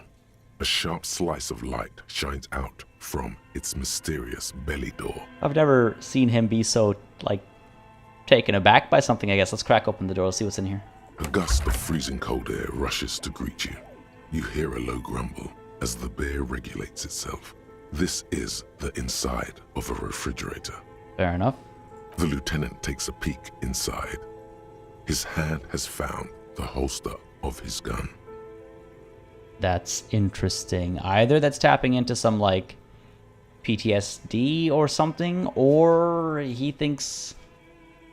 Maybe he was expecting a body in the fridge, right? That would explain why, he was so quiet earlier. Kim is freaked out. Yeah, Kim is not liking this. Let's look inside. The shelves are empty. All you see are crumpled ice cream wrappers with the brand name, Revachol Ice City. A handwritten note has been attached to the door. The fridge is huge. I'll take the note from the door. Let's see what it says. You pocket the note and the little fridge magnets keeping it on the door. Nice. Got the magnets too. Patrick, how's it going, buddy? Glad you can make it. Got busy today, I see. Well, hey, I'm glad you can make it. I mean, well, you know, a viewer is never late. Our adventures today have sent us on a very strange path. I don't know how much you want revealed, or if you would rather see it happen. Oh, geez, was that... Oh, my God, there are rats scurrying about. I don't know how I feel about the space. Hyper-realistic giant bear with glowing eyes in the dark basement of an abandoned building. Yeah, I suppose that makes somebody get concerned. What's the gun going to do for a body? Well, my assumption is it's like a natural response to being in a police situation, you know? It's like, ooh, we're about to deal with a body. Get my hand ready in case we need... in case... There's someone lurking in the shadows because this place has been used recently because of a murder. So I don't know. I don't understand. I don't understand, Kim. I'm just guessing. Or it might just be PTSD. Let's see these ice cream wrappers. A friendly cartoon bear smiles back at you from a glossy cellophane wrapper. It looks nothing like the fridge. Oh my God, Spindle. Oh my goodness. Wickles asks, what's the gun gonna do for a body? And Spindle says, well, we shot at the last body, so it's only natural to shoot at this one. My goodness, man. Yeah, that's... yeah, I suppose so. The paper still smells of vanilla and chocolate. Alright, what is a giant bear-shaped fridge doing in an abandoned cellar in the first place? Good question. It looks like an ice cream fridge. The lieutenant reaches out for one of the wrappers. He studies it in the light. So they tried to sell ice cream from this hyper carnivore? I know. What an unfortunate marketing choice. Is that just a reference to what, like Klondike or whatever? What is even worse, the bear is still costing them money to this day. The lieutenant points at the red snaky cable running from the fridge. The fridge buzzes with energy. The electricity bill on this thing must be catastrophic. Yeah, I can imagine. Alright, interesting find. That's gonna come in handy later, isn't it? Because you could fit a body in there. That looks like you could fit a body in there. I'm just saying, that's gonna come in handy later. Feels like Kim has childhood baggage with this bear. I think so. It sounds like it. Yeah, Coca-Cola. Not just they still use polar bears as a part of their marketing, don't they? I've seen that they did it for a whole decade. If they don't still do it, but ice cream specifically, isn't the Klondike bars like mascot or whatever, like graphic a polar bear? And the Grimner's got a point. If all the bodies get shot, it goes from an anomaly to a tradition. Precisely. Precisely. What is this? An ice cream maker. Defrosted and unplugged. An ice cream maker down here as well. Okay. What is this? The flashlight casts a strange shadow. There's a hidden doorway here. Oh, ho, ho, ho, ho. More taxidermied bodies. Alright, before we get in there, we'll come back there. There is so much to look at here. A frozen ice cream maker that's still running. Interesting. It's a loose shelf with some rail on it, it looks like. Don't mind if I do. And a nozzle fed. Excellent. What do we have here? 2 cables are plugged into the breaker box. The red one leads to the ice bear fridge, and the black one to the ice cream maker nearby. I'll leave these plugged in, I think. Make ice cream for them. It's tempting to. We can't interact with these any further, right? But let's leave them be for now. I'm not gonna futz around with that. This is the exit. It looks like.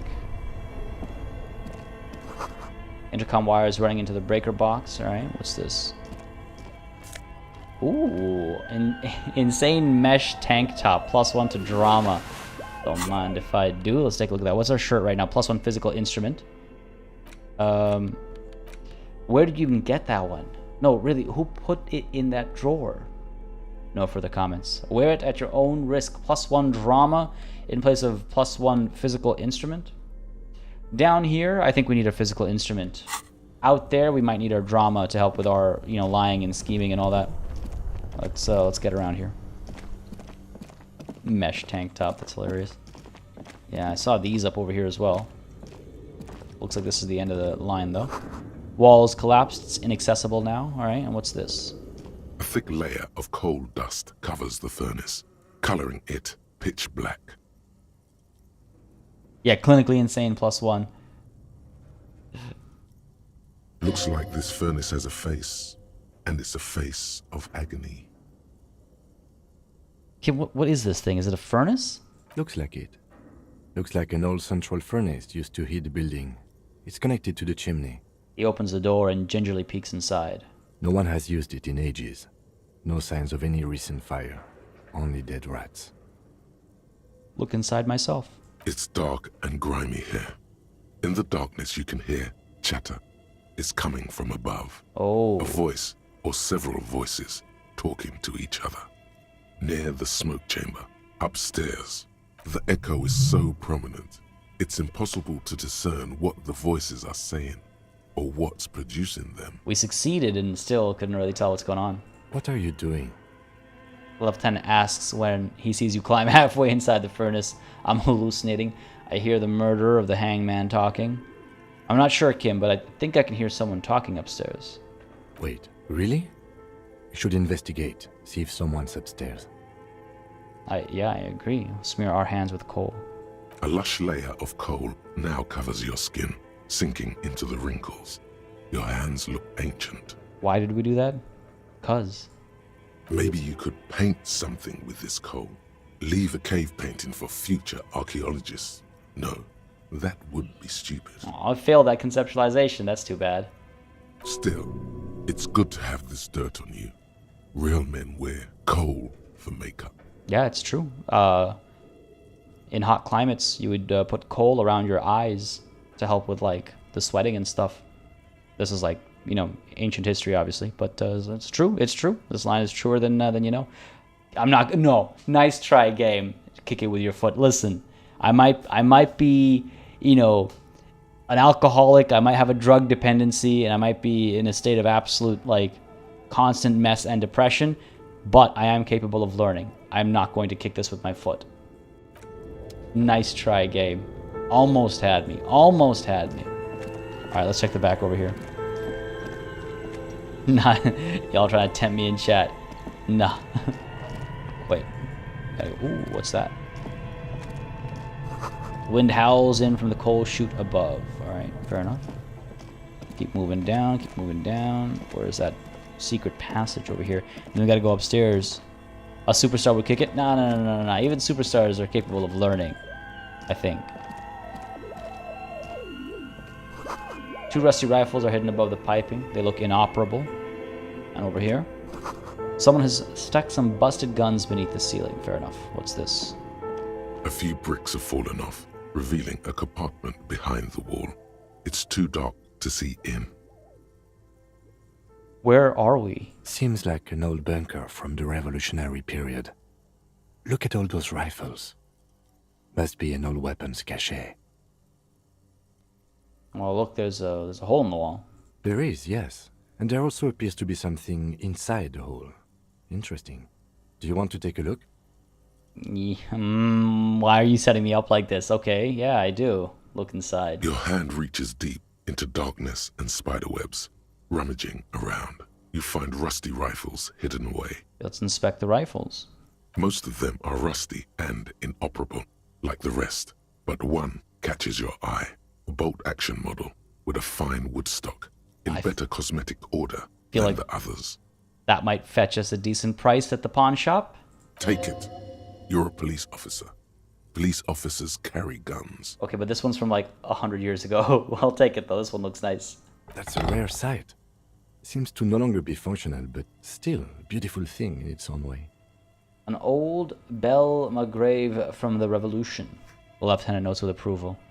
Oh, what does this mean? A rifle here. It's just from wartime, but again, we're a confused mess, right? It means there are firearms, albeit inoperable, still lying around in Martinez. It's an interesting coincidence, I would say. Might come in useful in the future. He likes this find. He does, yeah. All right. Go ahead and take a look at this rifle. Oh, what? That's not what I was imagining at all. A broken Belle Magrave from ages past. It's a 4-shot bolt-action military rifle with a wooden frame. Can I even equip it? I can't. I can't equip it. No, I can't equip it. Fair enough. I mean, if we do sell it, we could sell it for 11.3 reals, which is not nothing, actually. This is a good find, actually. This is a very good find. If we find ourselves strapped for cash, we found a lot of money in here. We found the shot put in the area. We found, what else? We found, well, this rifle. So this is a good spot. Now, I'm going to go ahead and go up these stairs over here, because presumably that takes us up to where people were talking. And now we've got another skill point as well that we could spend somewhere. Not in a rush right now. It's kind of funny that checking where to spend my skill points from earlier is what led us here in the first place, because he said, oh, we should check what skill we need for the door. Turned out to be a physical instrument. Turned out to also be a lucky day, at least a lucky start to the day for us. I can't believe that's what brought us here. Maybe we could try and repair it. I don't know if that's an option, yeah. Don't know if that's more. There's more to the south in the basement? Oh, okay, fair. Oh, there is. I completely missed that. Thank you. Good shout. Appreciate it. Nice. Money gained. Let's go ahead and take a look over here. Cellar window. People's feet shuffling by on the street. Fair enough. Some more here? No, it looks like that's everything. At least it's everything over here. I could check a bit more. This looks all blocked off. I don't see anything down over here. And in there, I'm pretty sure we reached the end. Yeah, I believe that was everything. I believe that was everything. There was another area back near the D&D developers room. All right, let's maybe go back up there then first. Because I feel like this door is the exit, so we can go back up there and see what that might have been, if I missed it. Maybe that veteran in the park may know something about the rifle. Oh yeah, true. I wonder if we can have a conversation about that. That's a good point. That'd be interesting. Oh, hello. What do we have here? Oh, hello. What do we have here? Okay, hold on. This is not a small, like, side adventure. As you said earlier, the tangents are the game. Alright, let's, quick save. Getting some real horror vibes. An iron safety curtain curves before your eyes, folded like a bellows. It covers half the room, blocking the way into a colossal industrial chimney. This is directly above the central furnace in the cellar. The voices probably came from here. Ah, if I knock on it, I might give us away. I wonder if there's anything higher. Worth a shot, knock on it. What an odd thing to do. Nothing happens. Of course it's odd. I gotta knock harder. Still nothing. No one's home. Even harder?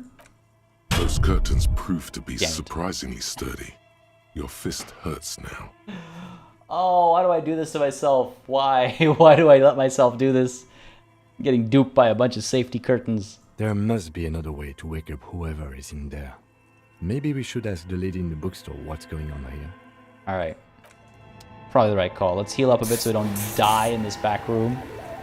That was predictable. Yeah, I should have seen that coming. I thought, you know, third time's a charm. I didn't realize it meant we are going to punch it. Postcard La Delta 51. Mind if I do? I had a thought here, I thought. There it is. The floorboards creak. Fair enough. What is this? Shoes in a puddle of melting snow. Were they put there to catch the, like, dripping from the rooftop? That's what it looks like. Alright, so we've taken a look at this. There's nothing over here. We've got to talk to the shopkeeper about that. Head back down. I believe that's everything back here. Let me just check to make sure. Because there was maybe... Ooh. Looks like someone tried to reconceptualize their business here. I don't get it. Look, the skis and rotor blades both bear the same Slipstream logo. It seems likely that they started out making one, failed to turn a profit, and then pivoted to producing the other. True. But the question is, which did they start with and which did they pivot to? That's a good question. What a strange leap of imagination, and yet they still failed. How sad. Or that's a speculation. We don't know anything for sure. Yeah, no. I think it's a justifiable explanation. What a strange leap of imagination, and yet they still failed. How sad. Reality is ruthless. Jesus.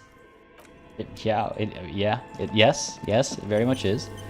Wasn't expecting it to be phrased quite like that, quite so suddenly. Alright, what do we have? Yeah, okay, so I remember seeing something back there, but I didn't realize we'd already accessed it. Okay, cool. So we gotta go to the shopkeeper first. Let's go back into the basement and see what that other set of stairs takes us to. Objects are fighting back. Yeah, maybe I should take that thought on. The one about the object task force or whatever. Option to call the chimney occupier from the fireplace. Oh, you think we could... Oh, it's worth a shot. We're right here. Can I say anything up here? I was surprised. Cold dust. I guess we could call them with kicking it. I was surprised to see there wasn't actually an option to shout back into it. I was wondering if one would pop up after we interacted with the curtains upstairs, the safety curtains. All right, through these stairs now. I'm imagining it's the exit. That's what it feels like. And I was right. Ah, that's where this door takes us. And now it's open. Okay, you know what? I would put money down. Not a significant amount, but I would put money down that fridge is an important is an important thing. Don't tell me in chat. I don't want spoilers or anything, but just throwing it out there. I get the feeling that that fridge is going to be important in the future, some way or another. It's going to come in handy. Just get that vibe. Quick access to the floor with the fridge. I get that vibe real strong. It's gonna be one of those things that, like, you know, even if we didn't have access to it, we'd be fine, because, you know, if we couldn't get into that door, we'd be fine. But it maybe makes life easier. It's curious. All right, let's go ahead and the bear had something. Did it? Let me check. It doesn't take that long. The bear's foreshadowing for sure. Oh my goodness.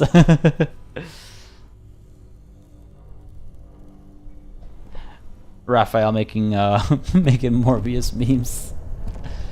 All right, let's see what else this bear might have had. I thought we checked everything, because there's the door. The bear's eyes Yeah. are still Unless you noticed that and thought we had interacted with. We have. Ice cream wrappers hidden.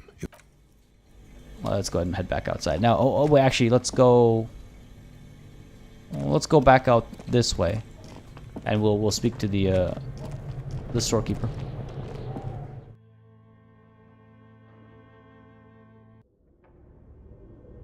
There was a note. Sorry. Oh yeah. True. There was a note. Right. The fridge note. Handwritten note from the fridge. Go ahead and interact with this. A handwritten note you found from the giant ice bear fridge still bears some marks from the fruit-shaped kitchen magnets that were used to the fruit-shaped kitchen magnets that were used to secure it to the refrigerator door. The note is written with a blue pencil on a piece of lined office paper. The kitchen magnets have left spots on its surface. Does it say anything interesting? The lieutenant leans closer to read the crumpled note over your shoulder. This is tangential at best, but the lieutenant's detective instinct is still active. Hell yeah, let's read the note. Someone has scribbled, S. I can't believe the off-site copy is still here. The illiterate ginger kid keeps stealing stuff from the studio, so I had to hide it somewhere safe. What is this? You'll find the filament memory with the off-site copy in the frozen ice cream maker. Please take it home, ASAP. It's important. I'd do it myself if I lived in a civilized place with a freezer. Take care. Sully Swaff. Looks like we might have to go back down. Yeah, it sounds like it's Kuno. The little ginger kid keeps stealing his stuff from the studio. Okay, so you had to hide it somewhere safe. No, I think Kuno was stealing stuff, but I think it's now in a freezer downstairs. Okay, so that's why we would be able to turn the thing off, the freezer off, one of them, right? Okay, so I wonder who wrote that note. Looks like someone from that radio game company upstairs. I'm a little surprised they just left their property lying here. Maybe they had to leave in a hurry. That's a plausible hypothesis. Who's the illiterate ginger kid? Really? You don't have a single guess? You mean Kuno? Oh, I'm sure that child would love to get his hands on the filament memory. Even if he doesn't know what to do with it, he'd probably try to pawn it for speed, based on our encounter. So two things. First of all, I love Kim's just like very judgmental. Second of all, it's interesting that he mentions the speed thing. Again, would he have mentioned, how would this dialogue have gone had we not had that conversation with Kuno? I have so many questions like that for this game. Do you have any idea where the frozen ice cream maker could be? Well, we saw two downstairs, one at least which we could turn off. I don't know. I assume it's somewhere close to the ice bear fridge. Okay. I don't know why I asked that. I shouldn't have asked that. Didn't you see one right next to the breaker box? Oh, interesting. We'll put the note away. I gotta stop asking questions I literally already know the answers to, right? This doesn't make sense in character. There's somewhere I can ask them, you know, to see another person's opinion and perspective, sure. But sometimes I'm just asking for the sake of, I don't know. As a result of my obsession with asking, with clicking on everything. Raphael T joining in as the latest member of the channel, folks. Oh, yeah, y'all beat me to it. Throw those banners up, throw those E's up, and give a warm welcome to our latest knight, Raphael T. Thank you very much, buddy, for joining in as a member. As I say, you've heard me say it time and time again. I'm sure really helps support the channel, really helps support the streams, and just keeps it all viable, plausible, alive, and running smoothly, as I like to say. Thank you so very much. Oh, absolutely gorgeous in chat. Love to see it. My goodness. Beautiful, beautiful, beautiful stuff. Beautiful stuff. This orange machine is buzzing like an old submarine. It has a hand-cranked ice cream churner on top and an electric freezer that appears to be frozen shut. Okay, well, I'm not going to turn the ice cream crank. It might damage whatever's inside. Let's try to crack the lid open. You slip your fingers under the frozen lid, but the ice is too cold for you to get a good grip. A pry bar would come in handy here.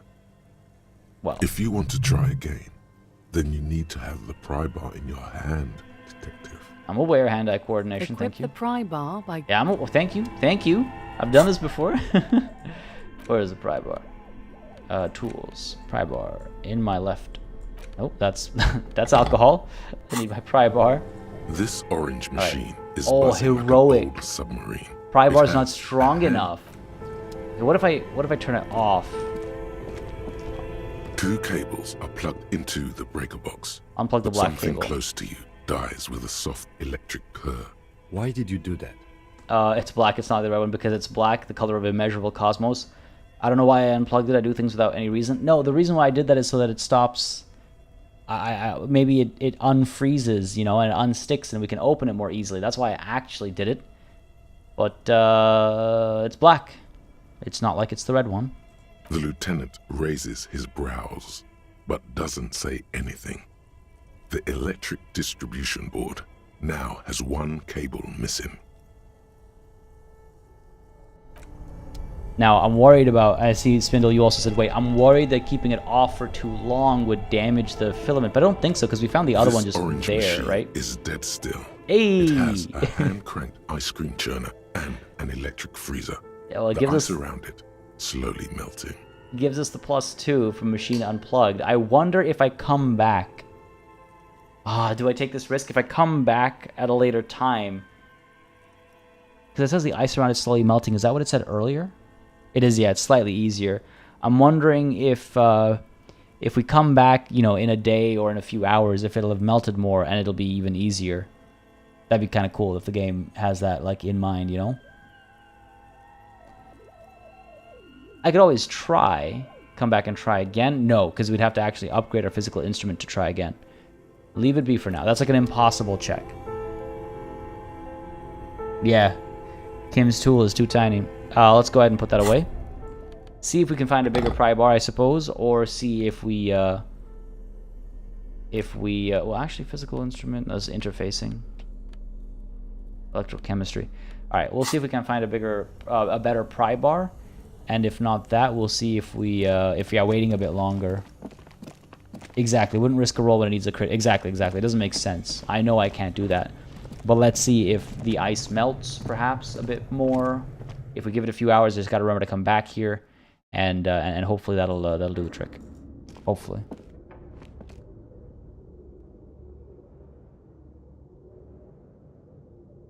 Esteban, yeah, we could look for a better tool. Why can't I move? Weird. It's not letting me.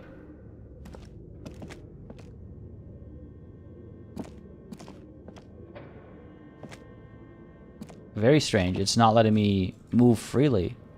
I can walk back and forth over here, but I can't go anywhere else. Oh, is it because I don't have the flashlight equipped?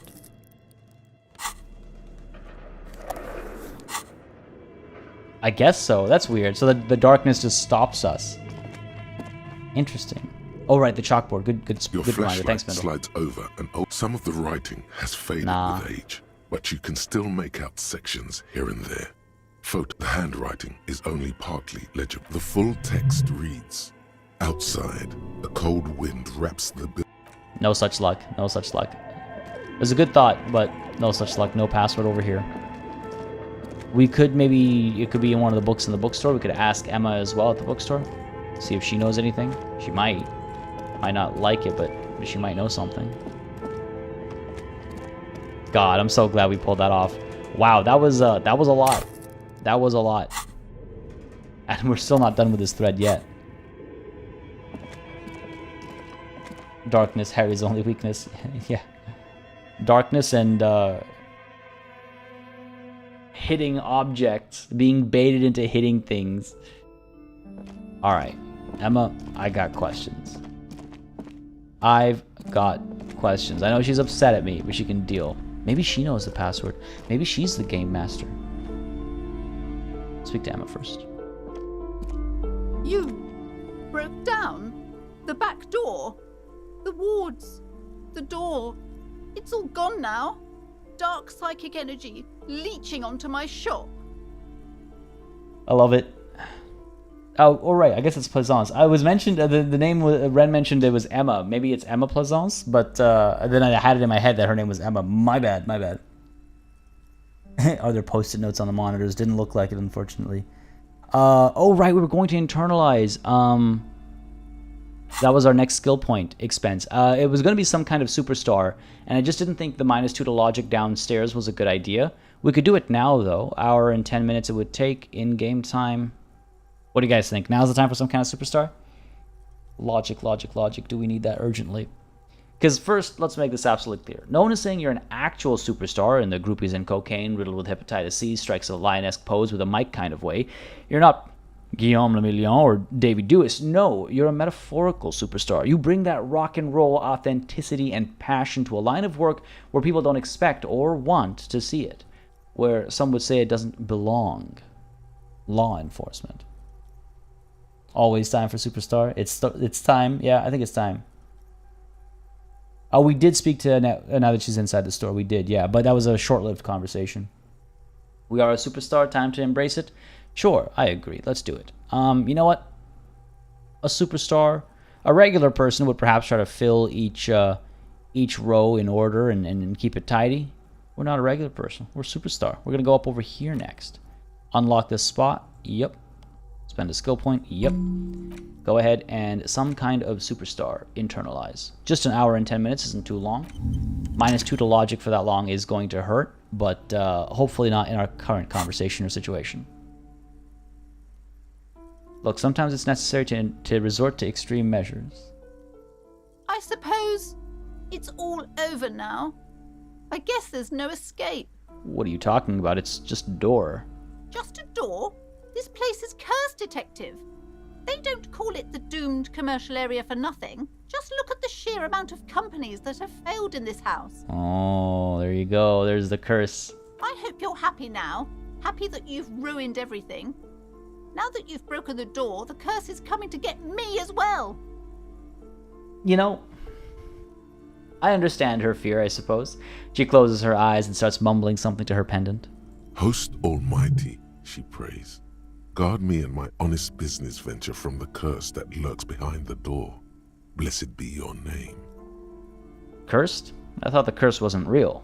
Of course you didn't. You're nothing but a policeman. She shrugs, visibly dejected. All right. You know what? I'm willing to let you investigate the doomed commercial area. We are set on the path. There's little else to do. What is this now? Dwayne Howard, thank you very much for subscribing, buddy. Hope you're enjoying the show. If you are, you know what to do. Let me know down below. Hit that like button. And don't hesitate, of course, to join the Discord either if you want to find a nice, cool group of folks to hang out and chill with from time to time. The Discord's a great place to do exactly that. Link is in the description down below. And you can grab it in chat as well using !social or !discord. All right. What does she mean she's willing to let me investigate this space? Her facade has dropped. Now you see the curiosity behind the fear. There we go. But before we go on, tell me, did you encounter the malignant entity? Oh, was that the voice we were hearing? Was that the voice we were hearing? Yes, of course, the entity. Close your eyes. I didn't see her, but I sensed her presence. You did? Then it has to be true. I've suspected that this woman-shaped energy must be connected to the curse ever since I first saw her. Did you see that she lives inside the chimney? We are talking about the same person. Okay, this is interesting. You mean the chimney that's part of the central furnace? I heard voices coming from there.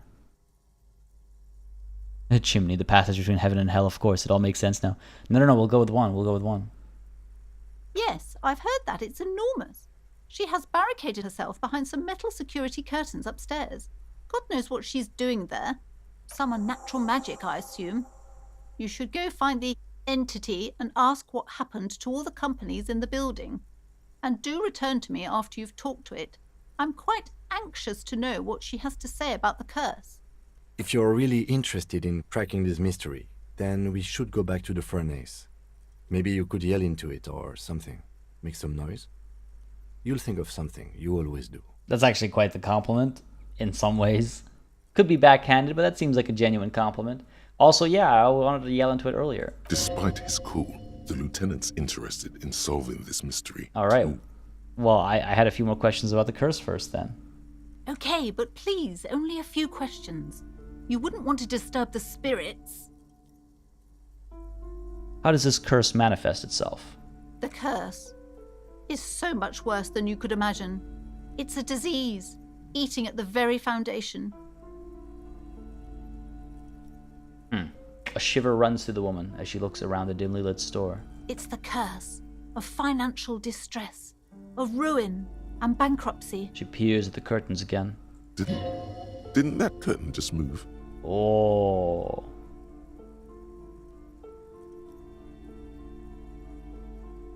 Annette mentioned that the previous tenants have experienced some financial troubles. It's not just that, officer. We're dealing with something supernatural here. It's the cacodemons feeding off bad business practices and disappointing income statements. There's something wrong with this building, I can tell you. Ever since I arrived, I've sensed an eerie, lingering presence, as if I was unwanted here. Well, why didn't you just tell me right away it's the curse? It's not good to talk about the curse, not in detail. The negativism, it's dangerous. Talking about the void wraiths angers them. Yeah, if you manifest what you talk about, right? Wow. Void raves. You have new words. Such wraiths may prove a formidable enemy. Suit up. I just love the ready to fight after we lifted that barbell. All right, well, have you sought help from anyone? Yes, I've contacted numerous parapsychologists and even a pair of Simonese mediators. They provided me with the wards. She nods at the strange cage-like trinket on the curtains. The wards help to keep the doom at bay and protect us against the darkness that lies further in the building. Even though now I fear, it's not enough. Is your pendant part of the wards as well? Pointing at her necklace. Oh, this? No, it's a special Himian amulet, blessed by desert pygmy shamans, with a spell of compulsion. It's to compel people to buy books. I goddamn knew it. There are numerous spells cast throughout the store. I had the books anointed with a different inducement spell, for example. It's guaranteed to boost sales 15%. God, she's so desperate. All right, what about the wards on the back door? Are these Simonese as well? Yes, the Simonese are very crafty, and their wards are extremely powerful. Lesser wards simply won't do here. All right, never mind. I had other questions. The woman looks aloof. Her features much That's softer. all I can say for now, Book Peddler. Yeah, I don't actually have more questions for her. I do, however, want to speak to her daughter, see if she knows anything. Hi, Ace Detective. Are you here for more books? Nope. See you around, Annette. Just hoping maybe she come across the password or something. All right, head back down, over to the chimney. Probably actually faster from outside.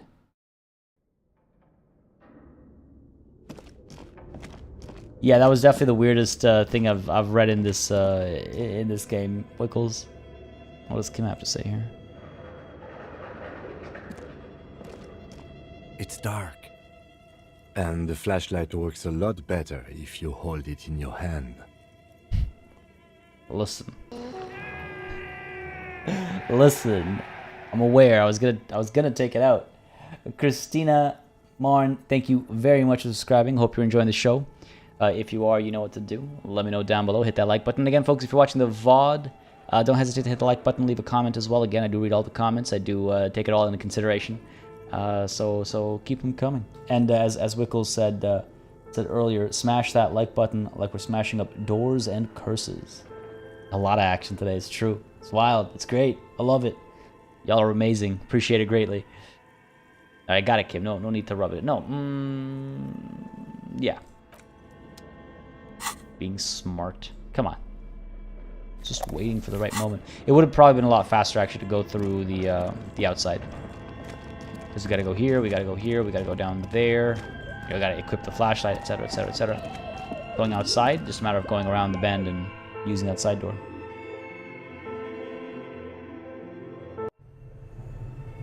Alright, to the furnace. Oh, right here. A thick layer of coal dust covers the furnace, coloring it pitch black. Where's that +1 from? Wet your whistle. Is it just because we had alcohol at one point earlier? That's it? Alright, let's do it. Yell hello into the furnace. Something breaks loose in you. A mighty bellow echoes throughout the chimney's depths. The chatter of tiny voices above suddenly cease. Then, Alright, here we go. Hello? She talked back. She's engaging. you've awakened the entity. I summon the ghost of this doomed commercial area. Answer me, spirit. Hello? Did you say anything? I can't hear you. Please come upstairs. There's a safety curtain on the second floor. I'll open it. Alright. You hear a low rumble upstairs, the sound of a curtain being pulled aside. After you, officer. Let's go. You see, I do wish that I was able to speak into it before we talked to Plaisance, because like, it's only natural if you hear voices, to engage with them, right? That's one ding. I would say I would have liked to be able to engage in that before we were kind of directed to it. Let's go. Right, up we go, up we go, and in we go. Oh boy, it never ends. Get a quick save. Been a minute. Oh, who are you? Oh, she's painting miniatures and stuff, right? That's what it looks like. Looks like paints. Is she the business owner? This tray is full of dice, colorful polyhedral dice, hundreds of them. Yeah, these are dice. Looks like some D20 in there. Looks like a big one there. It's all D20s, I think. Yeah, it looks like it's all D20s. What do we have here? Candy dispenser has been repurposed to contain thousands of dice. Oh, that's clever. I might actually want to do that. That's actually really cool. Might have triggered a dialogue if we kick the furnace. Ah, interesting, interesting, interesting. This is cool, though. All right. I imagine she's the business owner, yeah. Hello, I'm Nia. Novelty dice maker. That's kind of cool. It's funny, actually. Miss Elite has recently gotten into dice making herself. Saw a lot of like custom dice and wanted to try it out. Hasn't had the chance to make anything yet because of course wedding planning is keeping both of us busy. But we have all the equipment needed to make dice. And she's looking into it and getting into it and curious about the process. They can actually be really cool. You can get a lot of like stuff in them, make them a lot more fancy than just plain old plastic dice. But it's just funny to come across a dice maker like this, given my real life circumstances. Anyway, a bird-like woman sits on a throne of tools with emerald light shining through her hair. It's a very nice portrait. It reminds me a little bit of what is it called, like the girl with the earring or whatever it's called. I forget the name of that painting. Did you try knocking on my window? I must have missed you. I've been listening to my Melius. She taps on her headphones. Ooh, cassette tapes, perhaps, for our what's it called? Thing, karaoke. I'll definitely be sharing, Wickles, for sure. I'll be sharing. Again, no progress yet. Just been so busy, but I'll definitely share. She's got some really cool ideas already. So what kind of die are you looking for? I'm not looking for any die. I'm looking for answers. Could this be the malicious entity? Perhaps it's wise to go along with this masquerade. Yeah. For now. Yeah. Well, we'll go along with it for now. Exactly. Before it catches us in its trap. She's got a direct view to the backyard. You should interrogate her about the lynching. Ooh. You must have me confused with someone else. I haven't knocked on your window. Then how did you get inside? By the south entrance? You know what? It doesn't even matter. What matters is that you're finally here. Let's talk dice. Did you have something specific in mind? No. Hold on. What do you mean by milieus? Yes, a milieu is like a call-in station. You need a two-way radio to access one. That's why I have these. She pats the headphones on the table. Mostly, they just teach you to swear in different languages. But some of the stations can be quite interesting. I was so absorbed, I must have missed you knocking. Yeah, why are you asking me about Then dice? how did you get inside? I'm a novelty dice maker. Tell me the name of your role-playing system and I'll make the die you need. That's why you're here, yes? Alright, well, GURPS. I need 3d6. Come on. As she speaks, her bone-like fingers fiddle with a ring. Her bones light, but her hands strong. Role-playing games? You know the one made by Fortress Accident. Does that count? Wouldn't mind having some dice, but get the feeling they're going to be very expensive. She's the dice god that ruins my fun during CK3. Oh my goodness. And during this game, she's the one who curses us with our bad rolls. Nothing more malicious than dice rolls. John would just roll with it. How did I miss that opportunity? I'm just looking to die. I mean, we've been there a couple times already, haven't we? And yeah, exactly. The girl with the pearl earring, that's the one, yeah. Her portrait looks kind of like that. Makes me think of that, rather, I should say. Different color palette and stuff. I was looking for something else. Answers. Maybe I'll get to the dice later. I was looking for something else. Squint your eyes mysteriously. Answers. Answers? How strange. These days people only come to me for dice and role-playing games. I'm not sure how helpful I'll be, but go ahead and ask. Yeah, we'll definitely take a look at getting some dice, but I want to get some answers about her view first. The walls around her are covered with rows of precious stones and minerals. I feel like these would be quite expensive dice. It almost looks as if the stones and dice are a natural part of the room, growing out of the shells like stalagmites. Like, yeah, novelty dice are, really interesting handmade custom stuff.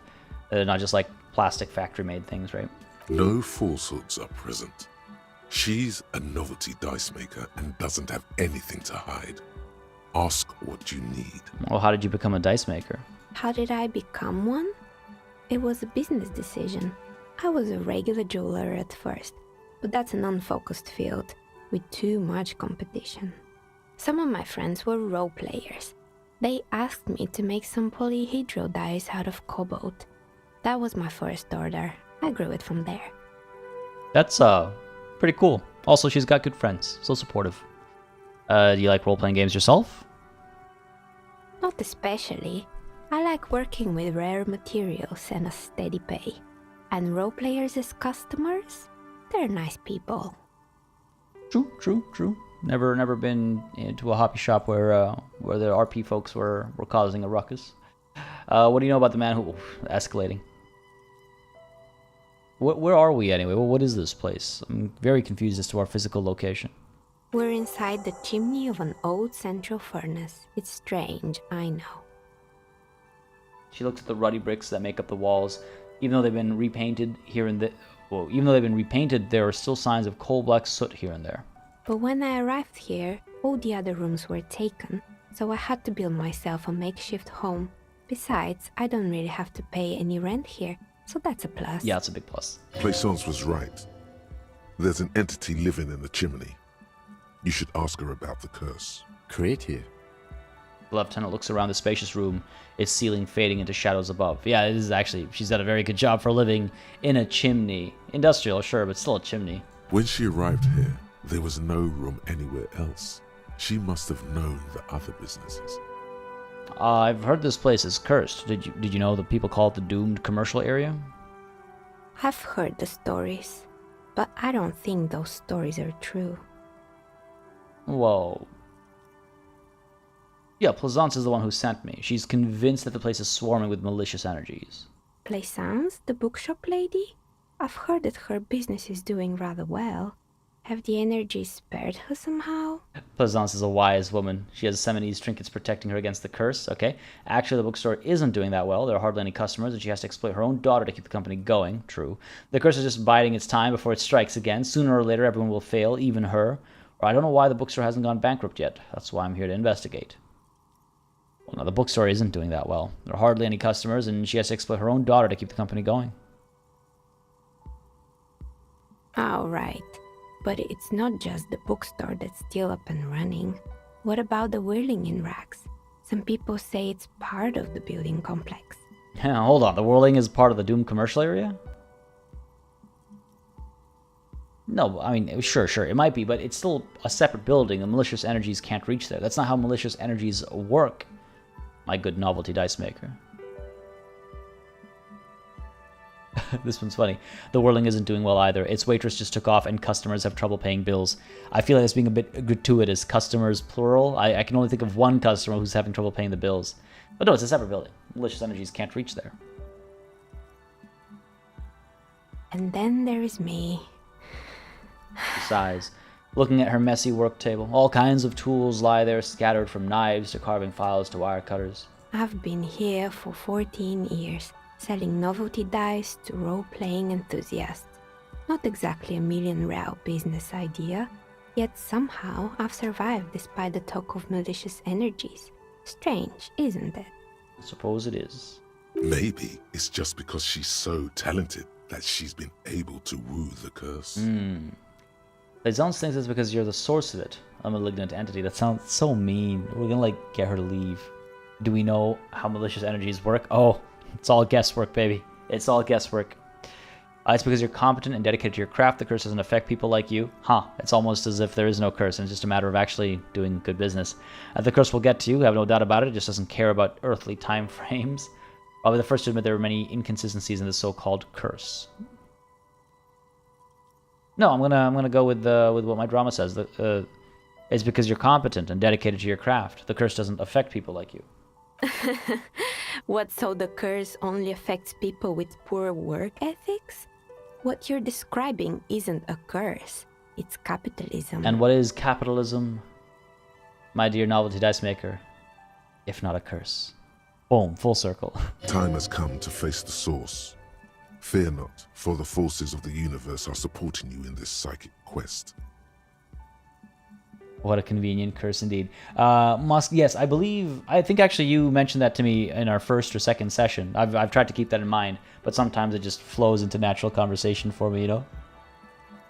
Maybe your character is the Doom? I mean, since you're here, you already caused damage to both the bookstore and the hotel.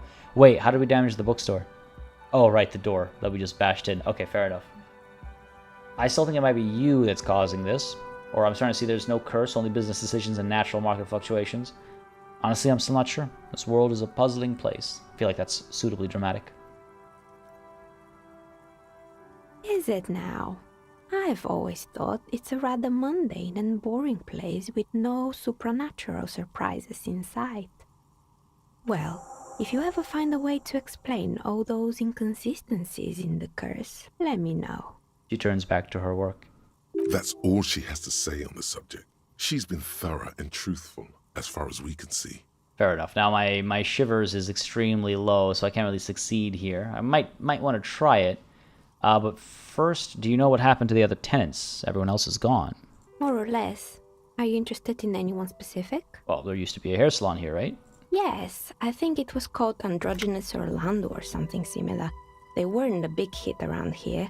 Turns out that working class men don't like genderless haircuts. They're scared of that word. You wouldn't like it either. The others would laugh at you. A bit of experimenting every now and then isn't bad. It's not about the haircut. It's about the confidence. All three of these. That's a very interesting interjection by all three of these parts of our personality. That's kind of funny. What's wrong with a bit of experimenting? The customers should have been more open-minded. Guess I'm a simple man. I don't really have any opinions on hairstyles, or I would never let anyone androgynous touch my hair, not even if my life depended on... Jesus Christ, that is an escalation. What's wrong with a bit of experimenting? The customers should have been more open-minded. Again, we're a superstar, right? We're all about experimentation. I guess it just wasn't the time yet. If we increase our health, will that increase the shivers check? I don't know if shivers is connected to that. I know some things are. I don't know if shivers is. We'll try it. We'll take a look. But I'm pretty sure, yeah, it's only endurance that ties in with health. What happened to the gym? It wasn't merely a gym. It was Artemitep's boxing club. A community project created to steer at-risk youth away from drugs and crime. Damn, maybe that's what Kuno needs, a community-centric boxing club. Kuno? Who's Kuno? Oh, what? You've not heard him outside your window? He's sort of the king around here, no. Indeed, who is Kuno? No, he's a little ginger gremlin who likes to defile dead bodies. Oh yes, you mean the kid with the sailor's mouth. Yes, I've heard him yelling profanities in the backyard. Okay, so she knows who he is, she just hasn't heard him, or doesn't know his name. God. I think it would take more than a gym to help that kid. Yeah, that's true. Alright, who was Artemita? A kind man from Zemsk. I heard he had some trouble with the law when he was younger, and that's why he wanted to start the gym, as his way of giving back. If nothing else, this game is going to help me learn how to pronounce like Polish names and words when I come across them. Zemsk, right? That ZS would throw me off. Zemsk. Alright. How did that community project work out? Judging from the kids I met so far, it didn't really work out, did it?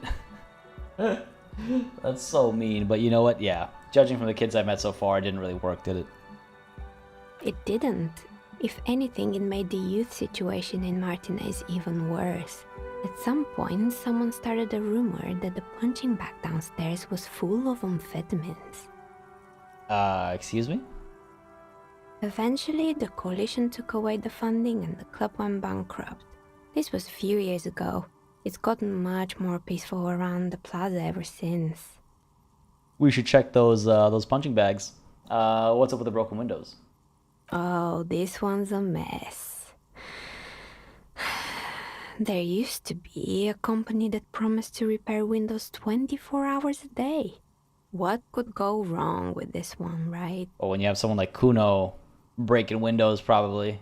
Turns out, the business was actually set up as a front for an illicit group that was producing snuff milieu. Who would have guessed? Well then. What's the snuff milieu?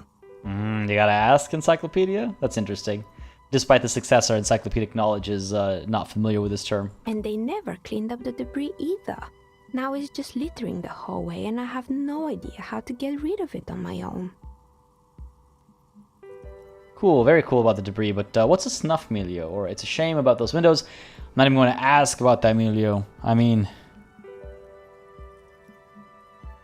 Again, if we've forgotten everything because of our hangover that's lasting into 2 days now, I say we would ask. Cool, very cool about the debris, but what's a snuff milieu? It's a sub-Rosa radio station that broadcasts real murders with real victims. Some people pay good money to get off on it. Nothing changes in her tone as she says that, as if it's just another piece of information to lay out for the world. Just completely jaded. Just completely jaded. Don't worry, the ICP has a separate division that deals exclusively with unlicensed sub-Roses. This isn't our problem. Good luck with that. It's not easy catching those perpetrators. Then she lets the thoughts go. Did someone here make stuffed animals? I saw mounts lying around. You mean Mr. Fabron, the taxidermist? No, he mostly just did drugs. Oh my goodness. Anything else? I found the creepy mannequins. There used to be a fashion atelier here, but I have forgotten the head designer's name. They were doing well for a couple of years, until the insect rights activists came. Wait, insect rights activists? What in the name of... The atelier produced a certain collection that used chitin among the materials. Apparently chitin is made in the Occident, where it's extracted from beetle wings. And you know how all kinds of political movements are big in the Occident. The activists shut down the biggest chitin supplier, which of course caused the price to skyrocket. And, naturally, all the most fashionable tastemakers refused to be seen in chitin from then on. The atelier went bankrupt before they could finish the collection. Well, that's interesting. Is that like a reference to just fur clothes, like mink or something? Or just, yeah, I mean, yeah, okay, interesting. Fleshed out. Angelo John Saracen, thank you very much for subscribing. I hope you're enjoying the show, buddy. If you are, again, you know what to do. Let me know down below. Hit that like button. And if you're not watching this, then I hope you're hearing me transmit thoughts, you know, through time and space. Hit the like button for whatever it is you're watching. But yes, I'm glad someone took care of the little guys. I like insects. But insects don't have any brains or feelings, or they got what they deserve. Making clothes out of terrible beetle, making clothes out of beetle wings is a terrible idea. Oh, insects don't have any brains or feelings. Actually, insects do have brains, but yes, I understand what you're saying. I think the protesters took it a little too far. As she shifts around, you notice several dead flies on the windowsill in front of her. Legs up. They're not moving. Anything else? Yes, what's with the rollerblades and skis? They were made by a company called Livestream. After they pivoted from making rotor blades to skis, their chief executive took off on a vacation with all their money. She rests her chin on her hand with an impish smile. My goodness. Honestly, I think it's quite funny. I think he's still sending out holiday transmissions from Tulula or Tiumotiri or Hashtkor or wherever he is. Interesting. What do these transmissions say? The usual, I imagine. That he's been thinking up all kinds of new business plans and can't wait to get started on them just as soon as he returns. Yeah. Her smile widens before she sees the lieutenant's face behind you. Men like that are a curse. Yeah, the lieutenant is stern. No shit, they are a curse. Sure, but Slipstream is history now. All their remaining assets got seized by the bailiffs in 47. Well, whatever assets were seized by the owner. I have no idea why those skis and blades are still lying around in the house. Not much use now, I guess. Man. Shame. Real shame. Harkin, yeah, every character has their own little spark to them, don't they? And Swoosh, how's it going, buddy? Having a good Friday, I hope? What's the strange machine? Is that the bear ice cream machine or the bear fridge machine? Bear fridge bear? Fortress Accident, Oh. the radio game studio. She closes her eyes as some remnants of a memory lights up her face. I imagine that was good for business. They were an interesting bunch. We talked about role-playing systems every now and then. Once, I even saw two of them get into fisticuffs over Wirral. They certainly took their work very seriously, even if they seemed to be chronically liberal with their schedules. That's it. Oh, that's funny. What do you mean liberal? What happened? The usual. They ran out of money and couldn't get the project done on time. What went wrong? Well, I did hear them talking at times. She looks at the hallway as if she can still hear them chit-chatting behind her curtains on a cigarette break. They seemed to believe they were historical individuals on some grand quest. She sounds almost mocking when she says that. From what I've seen so far, the project did look quite impressive, or really they must have been on a gigantic ego trip. No, it did look quite impressive. Yes, but when the money started to run out, they just began to complain a lot about capitalism. You know, how the markets are rigged to keep out new businesses and so on. In the end, they just didn't get it done. They didn't have enough willpower to produce something truly historic, and to show up to work on time. She's right. Showing up to work on time is important. It's just interesting. Like, again, this, I mean, I guess you could say this is in your face, but to me it's like not so in your face as some media tends to be these days. But it's just like, yeah, it's a criticism of, well, I mean, it says it all there, right? It's like these guys weren't working like entrepreneurs. They thought they were destined for greatness, and they ran out of money because the way she phrases it is interesting. They didn't have enough willpower to produce something truly historic. It's like, well, we don't know that. It could be they were misaligned for other reasons and stuff, but she, you know, you can clearly tell her stance, you know? You can clearly tell where she's coming from or what she thinks. Seamus, you're off to a barbecue. Thanks for a lovely stream. Folks, we'll catch the end of the VOD. Have a lovely weekend. And right back at you too, bud. Enjoy the barbecue. Have a wonderful rest of your Friday. Enjoy your weekend. Enjoy your barbecue. And I will catch you hopefully on Monday or at some point next week, bud. Have a good time. Thanks for coming through today. Appreciate it. Considering the devs gave this company pretty much their own name, I wonder if it's just like a bit of maybe they've had some failed experiments in the past, or maybe I don't know. It's just tongue in cheek, making fun of themselves. It's good bands. While showing up to work on time is incredibly hard. That's too bad. I would have supported them. The project looked great. Or you're right, they should have just tried harder. They had everything needed to succeed. I mean, we don't know that, but that's too bad. I would have supported them. The project looked great. Not the wisest decision. You would have lost all your savings. She tosses a pair of dice on the table. One of them stops near the edge of the metallic desk. The result is 1 on a 20-sided die. Foreshadowing. The dice is black and filled with little silvery flakes, like snowfall. Oh, that sounds cool. Anything else? Yeah, I want your dice. There was a terrifying taxidermied bear in the cellar. Oh boy, the fabled Revo Show ICT. You're in for a treat here. She smiles and leans closer, hands on her knees like a stand-up comedian ready to tell a story. The place was owned by 2 guys who had some rather innovative ideas about marketing. The bear was one of them. Now ask me about their other ideas. Indeed. What were the other ideas? Alright, what about the other ideas? There was really just one, and it involved picking out the prettiest girls in the neighborhood and paying them 20 cents per hour to man the booth. And by man the booth, I mean slump behind the counter with a face that could maim you if you ever dared to disturb their bored magazine browsing. She leans back, disapproving. That sounds like someone we know. Fritta does the same thing. There it is. Yep. Reaction speed. I know a girl just like that. She works in Fritta as a cashier, and she's not particularly friendly. Okay, or what do they expect? 20 cents per hour is dog's pay. I'm surprised they showed up to work at all. That's an award-winning idea. How else do you choose people around you? I don't have an opinion on employing teens. I just want to know, did it work out for the business? No, what do they expect? 20 cents per hour is dog's pay. I'm surprised they showed up to work at all. Oh, but they did. They did show up to work, and not alone. There were also acne-ridden girlfriends and gorilla-like boyfriends loitering near the ice cream stand. And they already had the bear. She closes her eyes as if remembering something painful. What about the bear? The bear. She repeats, pressing thumbs into her temples like trying to suppress a headache. It didn't work out? Of course not. The bear was terrifying. No one wants ice cream guarded by a hostile apex predator. To make matters worse, the fridge didn't work too well either, and half the ice cream came out malformed and partially melted. Okay, well that's going to be a problem if it becomes relevant in the future, but good to know. Good to know that it might not be the best choice. Eventually, Ravishell iCity lost the price war to its rival, Glace 5000.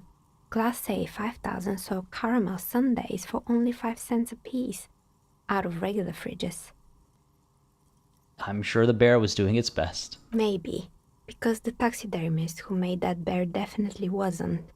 Doing his best, I mean. How come? He said that the bear was his vision beast. He said he met his vision beast while high on desiccants. Called it Megatherion. Jesus, she does know a lot, eh? She knows a lot. And I feel like she might know something about the situation in the backyard as well. Just because she's so smart. From what I've heard, some of the devs were total fail-sons before Disco Elysium. I mean, that's the thing about, like, creation, right? You tend to have quite a few failures before you see success. Every failure is a stepping stone. You hear a lot of that kind of talk.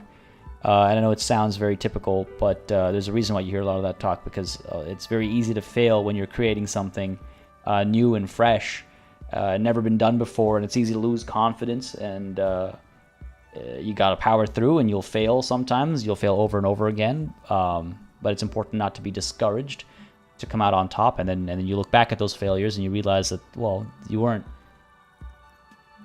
failing necessarily. You were iterating closer and closer to your success, I suppose. It's a way to put it. Mouse says, from Games Radar, I remember going to the door to let him in. Rostov says, he looked me dead in the eye and said, my friend, we failed at so many things. Let us also fail at making a video game. That's beautiful. That's really kind of beautiful. So I take it the devs were like old friends and before they got into making video games, into business together. That is kind of sweet, actually. And yeah, 6x though, that reaction speed is quite handy. Sounds cool. What's a vision beast? It's an imaginary beast that guides you through life by telling you to do more drugs, mostly. I do drugs. Well, hold on. Hey, do you think that vision beast could guide me towards some amphetamines? Yeah. I don't, officer. You should stay away from drugs and vision beasts. It was worth a shot. It was worth a shot. Anyway, now you know the story of the fallen ice cream empire. She seems almost sad finishing the story. Some dust beams swirl in the afternoon air, and her eyes follow it idly. Little sparkling embers under the window. Outside it's light. Light scatters from the low-hanging cloud cover. There's always the threat of snow. Anything else? Another failed business, perhaps? I've been here for a long time. Apparently. How old are you? I thought you were like maybe 20. I found the building's intercom, but it's not working. Oh, right. I hope you didn't try to ring me. I think none of those doorbells work, including mine. I'm still in the middle of connecting the wires. Sorry about the confusion. The doorbell with the empty name card must belong to her then. Right. So you're telling me that the doorbell with the empty name card was yours? That's right. I haven't even written my name there. As I said, it's quite useless right now. It doesn't work yet. I saw a name East Delta Pinball on the doorbell. Right. It used to be a gaming arcade. This is an ancient failure, before my time. I'm not surprised, however. My advice, don't base your business on a fad. Hypnotism, fluorography, trick-track, especially pinball. Agreed. Pinball is the worst. Alright, dude doesn't like pinball, I guess. A strange thing happened when I tried calling a company named Slipstream SCA. Someone answered. It can't be true. They don't work here anymore. They've been gone for years. I know, but I definitely had a conversation with somebody. Are you sure it was Slipstream SCA? Was it a woman? Maybe it was Plaisance from the bookstore. No, she said she was from Tricentennial Electrics. Tricentennial Electrics? There's a moment before she recognizes the name. It used to be a major electric company 100 years ago. Are you sure it wasn't just some kids playing a prank on you? No, it was something else. It was eerie. Yeah, no, it was too real. It was too real to be just a prank. Either we're dealing with a professional actress, or... Yo, I love this stuff lines up too often sometimes. Whatever happened, keep your cool. It's probably better to admit that it was a harmless prank. No, it was something else. Something eerie. Pranks can be eerie. She looks as if she's still convinced it's nothing to be worried about. Oh, the kids these days. We were just one of them, and now they're terrorizing us. No solidarity. True. I was wondering about the Whirling in Rags. Is it part of the same building complex? You could say so. Both houses were built at the same time and under the East Delta Commerce Center project. That explains why you can call the whirling from the intercom, albeit I doubt that anyone responds. If the whirling is part of the same building, then it's part of the Dune commercial area. The darkness of this place is there, too. Alright, I have a few more questions about the building. Sure, I'm listening. Actually, I had other questions. I hope it clarified things a bit. Yeah. What else? I'd like to order some dice from you, and then we could ask her about the lynched man, because maybe it'll soften her up to us, make her a bit more open to having a conversation with us. I'd like to order a die from you. Of course. Tell me what you have in mind. Do you have any cursed dice? Most extraordinary die? I don't actually know what die I want, just a normal die. I'm looking for something to help with my work. Yeah, I'm looking for something to help with my work. I think I have just the right one for you. She opens the top drawer of her work desk and takes something out. 2 polyhedrons, red and blue, are cradled in her palm. That is an interesting color combination. Red and blue can be very, very vibrant. Rather vibrating, I should say. Police colors. Because I'm a police officer, right? Not the most original, I know. But sometimes the obvious choice is obvious because it's best. Here, catch. They're a gift from me. Hand-eye coordination. That's not too bad, actually. I saw the red and I was like, oh no. Let them fall on the ground. No, catch the dice. Let's do it. Come on, baby. Come on, baby. Come on, baby. Mr. Smooth Moves. You snatch the dice out of the air with one hand, just like you're in a movie. Yo! Wink at the dice maker. Come on, superstar. Like, there's the nonchalant superstar, and then there's the one that's like, a little flirty, always like being a hot shot. I think we're a bit of a hot shot. Wink at the dice maker. Oh, what are the odds? The red one is made of bloodstone with a lapis lazuli inlay, and the blue one is the inverse. I believe these dice are your lucky charm, officer. Let's hope you're right. She winked back at you. Can you believe it? You truly are Mr. Smooth Moves. No, I love it. I do. Today's dice rolls, I don't think we failed a single one. Exactly, that's the one. The clicking was with a wink. I don't think we failed a single dice roll today yet. You definitely need luck in Martinez. Was there anything else? I'm going to hold off on this shivers check until later. You thought the red and blue was a bit of a jab at Mass Effect? Oh, because of the ending, you mean? Or something else? I didn't think about that, but I'm curious what you think. All right. Time for business. What do you know about the man who was lynched behind the whirling in rags? Nothing really. I didn't know him. The lieutenant looks at his notebook. Then the woman under the large window. Your window looks directly onto the courtyard. You're saying you didn't see or hear anything unusual last Sunday evening? I'm sorry, detective, but as you know, I usually have my headphones on when I'm working. It shuts out most of the daily ruckus behind my window. What do you mean by daily ruckus? Well, there's always something going on in the whirling's backyard. She stops to try and come up with an example. During daytime, there are usually those kids. And lately, I've been seeing a lot of drunk workers hanging about. Must be because of the strike. She's heard of the murder, but did not see it, sire. But I never saw anyone during that fateful Sunday night, I'm afraid. And you never took your eyes off the work to look out of the window? I might have, but in this case, all I would have seen is my own reflection staring back from the darkness. It's light here, but dark in the yard at night. It's really hard to make anything out in the yard when it's dark outside. Besides, I rarely get up to look out the window when I'm in the zone. I understand that. Fair enough. Do you often work Sunday nights? It's an odd profession, making dice for people. But I like it, and I prefer doing this to sitting at home. I see. Well, thank you for your answers. She nods. Anything else, officer? Oh, breakthrough imminent. Some kind of superstar. I guess, yeah, the Paragon Renegade choices. Okay, I didn't think about that. I guess, maybe? I guess they were, yeah, blue and red. Oh, it's been so long since I played Mass Effect. I should go back and play that. The BioWare morality system. Burn the orphanage with kids inside or save them and adopt them. Sounds about right, Raphael. Sounds about right. All right, let's do this. This is going to be the first dice roll we fail today, probably. But you're right. If we fail, we can always up our skill and come back and check again.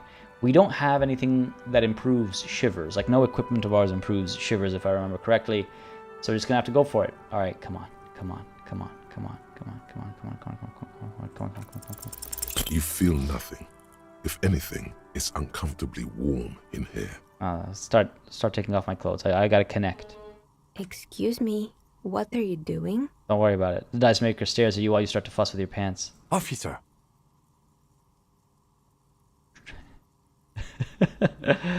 Or never mind, that was a terrible idea. Do up your pants. The zipper, it's stuck. Is it just me or is it hot in here? I'm trying to lower my body temperature, or it's part of the special technique I have. It's part of the special technique I have. And what technique is that? She squints at you, a little astonished at what she's hearing. You still haven't gotten your zipper open. Okay, hear me out. Sometimes I get these feelings. Miss, I apologize for my colleague's behavior. He's still recovering from an unusual medical episode. Officer, this isn't how mature adults deal with their feelings. What would you know? Now you feel something. The cold damp of shame washing over you. It's worth a shot. I mean, we failed the shivers. I'm going to double down when we fail, right? No, not like that. It's like I can feel the wind, or I don't know, the air pressure, and then the air tells me things. The air pressure told you to take your pants off in my studio? No, I'm not explaining this very well. Can you please employ this special technique somewhere else? I work here and my work requires concentration. Half-naked people don't help with that. He turns away so you can zip up your pants again. Ah, I should have been wearing pants in the first place. Suppose we could leave. What is this? Some kind of superstar. They say the world isn't ready for a rock and roll cop. No one wants their state monopoly on violence to be mixed with celebrity worship. They claim to know it would be dangerous for detectives to rise to the ranks of demigods and have sexual encounters with barely legal cover girls. Jesus. It would be insane, they say. To all this, you say, fuck off and die, in a cool voice. You people have no idea how good these cops are gonna get. They're gonna crack 20 cases a day. In the future, cops will be like astrophysicists, or prime ministers, or prophets. And you're the first one. That's pretty dope. The opening was a little dark. No one wants their state monopoly on violence to be mixed with celebrity worship. Holy, this game goes hard, man. What are our bonuses here? So -1 logic, the price of self-delusion. Learning cap. That hurts, actually. Learning cap for visual calculus, suggestion, electrochemistry, and composure have all gone up to 6, but we've actually lost logic, though. I have to spend skill points to up any of these, but logic, I've just lost 1. Now, I could always forget it, obviously. It costs a skill point to forget, but I could always forget it if I find it's getting in my way. Now, let's go ahead and take a look at these dice real quick. These two 20-sided dice have the colors of police alarms. Bloodstone for red and lapis lazuli for blue. If you roll them and squint your eyes, it looks like you're arriving on the scene, and it's raining. Note, look at the map tab in journal to see which white checks have opened. Ooh. Okay, so I guess the dice rolling is going to help us out with some stuff. I don't know if any have reopened. Like, I know many have been reopened. I don't know if any have reopened because of the dice. Composure. I'm not sure. Ooh, wait, damaged ledger. What is this now? Damaged ledger. Come on. I assume they're talking about this. It's the ledger you've owned, and the cool piece of toilet paper is stuck to the back. It is. Superstars don't min-max, it's true. I love when the game goes hard. Yeah, no, same. It's so well written and well put. State monopoly and on violence is actually a common phrase in the news. Really? Huh. I don't know if I've heard it here. And again, I can't think of the last time I've watched like the news on TV or anything. Either way, well, let's go ahead and dive into this high with the +1 and the +2. Can I read the case files now? Yes, at last. You find a way to piece them together using the alphanumeric code on the margin. HDB41, date of initialization and time of arrival on the scene, followed by the title.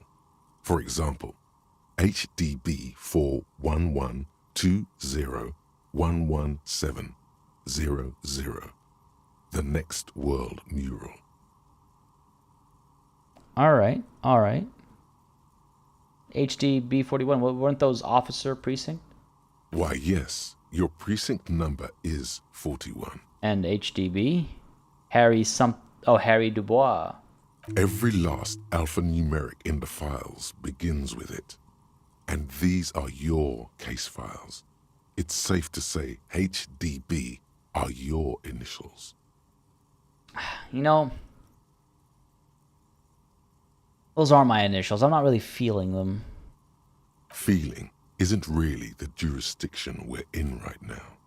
Probably for the best, because HDB feels like bad news from yesteryear. Like shit, honcho. How long does it take to read a case? It takes about half an hour to piece one together, using the system you've devised. Where do you want to start? Maybe we should revisit this. It's about 6:40 right now. There's a couple things I want to tackle before we go weasel diving, right? H. Domberby. I can revisit this. Let's put the case files Not away. much has changed in the meanwhile. Yeah, put the ledger away. We'll come back to it. We'll come back to it. So I guess that's what we'll investigate. We're done here. We've got some dice. We've spoken to her. Did we wanted to check the punching bags for meth, right? I think it was. Didn't get a password. What was that sound? Jeez. Oh, did she close the door? Don't tell me she closed the door. Don't close the door on me. Okay, good. It's open still. It sounded like something shutting, you know, like shuttering.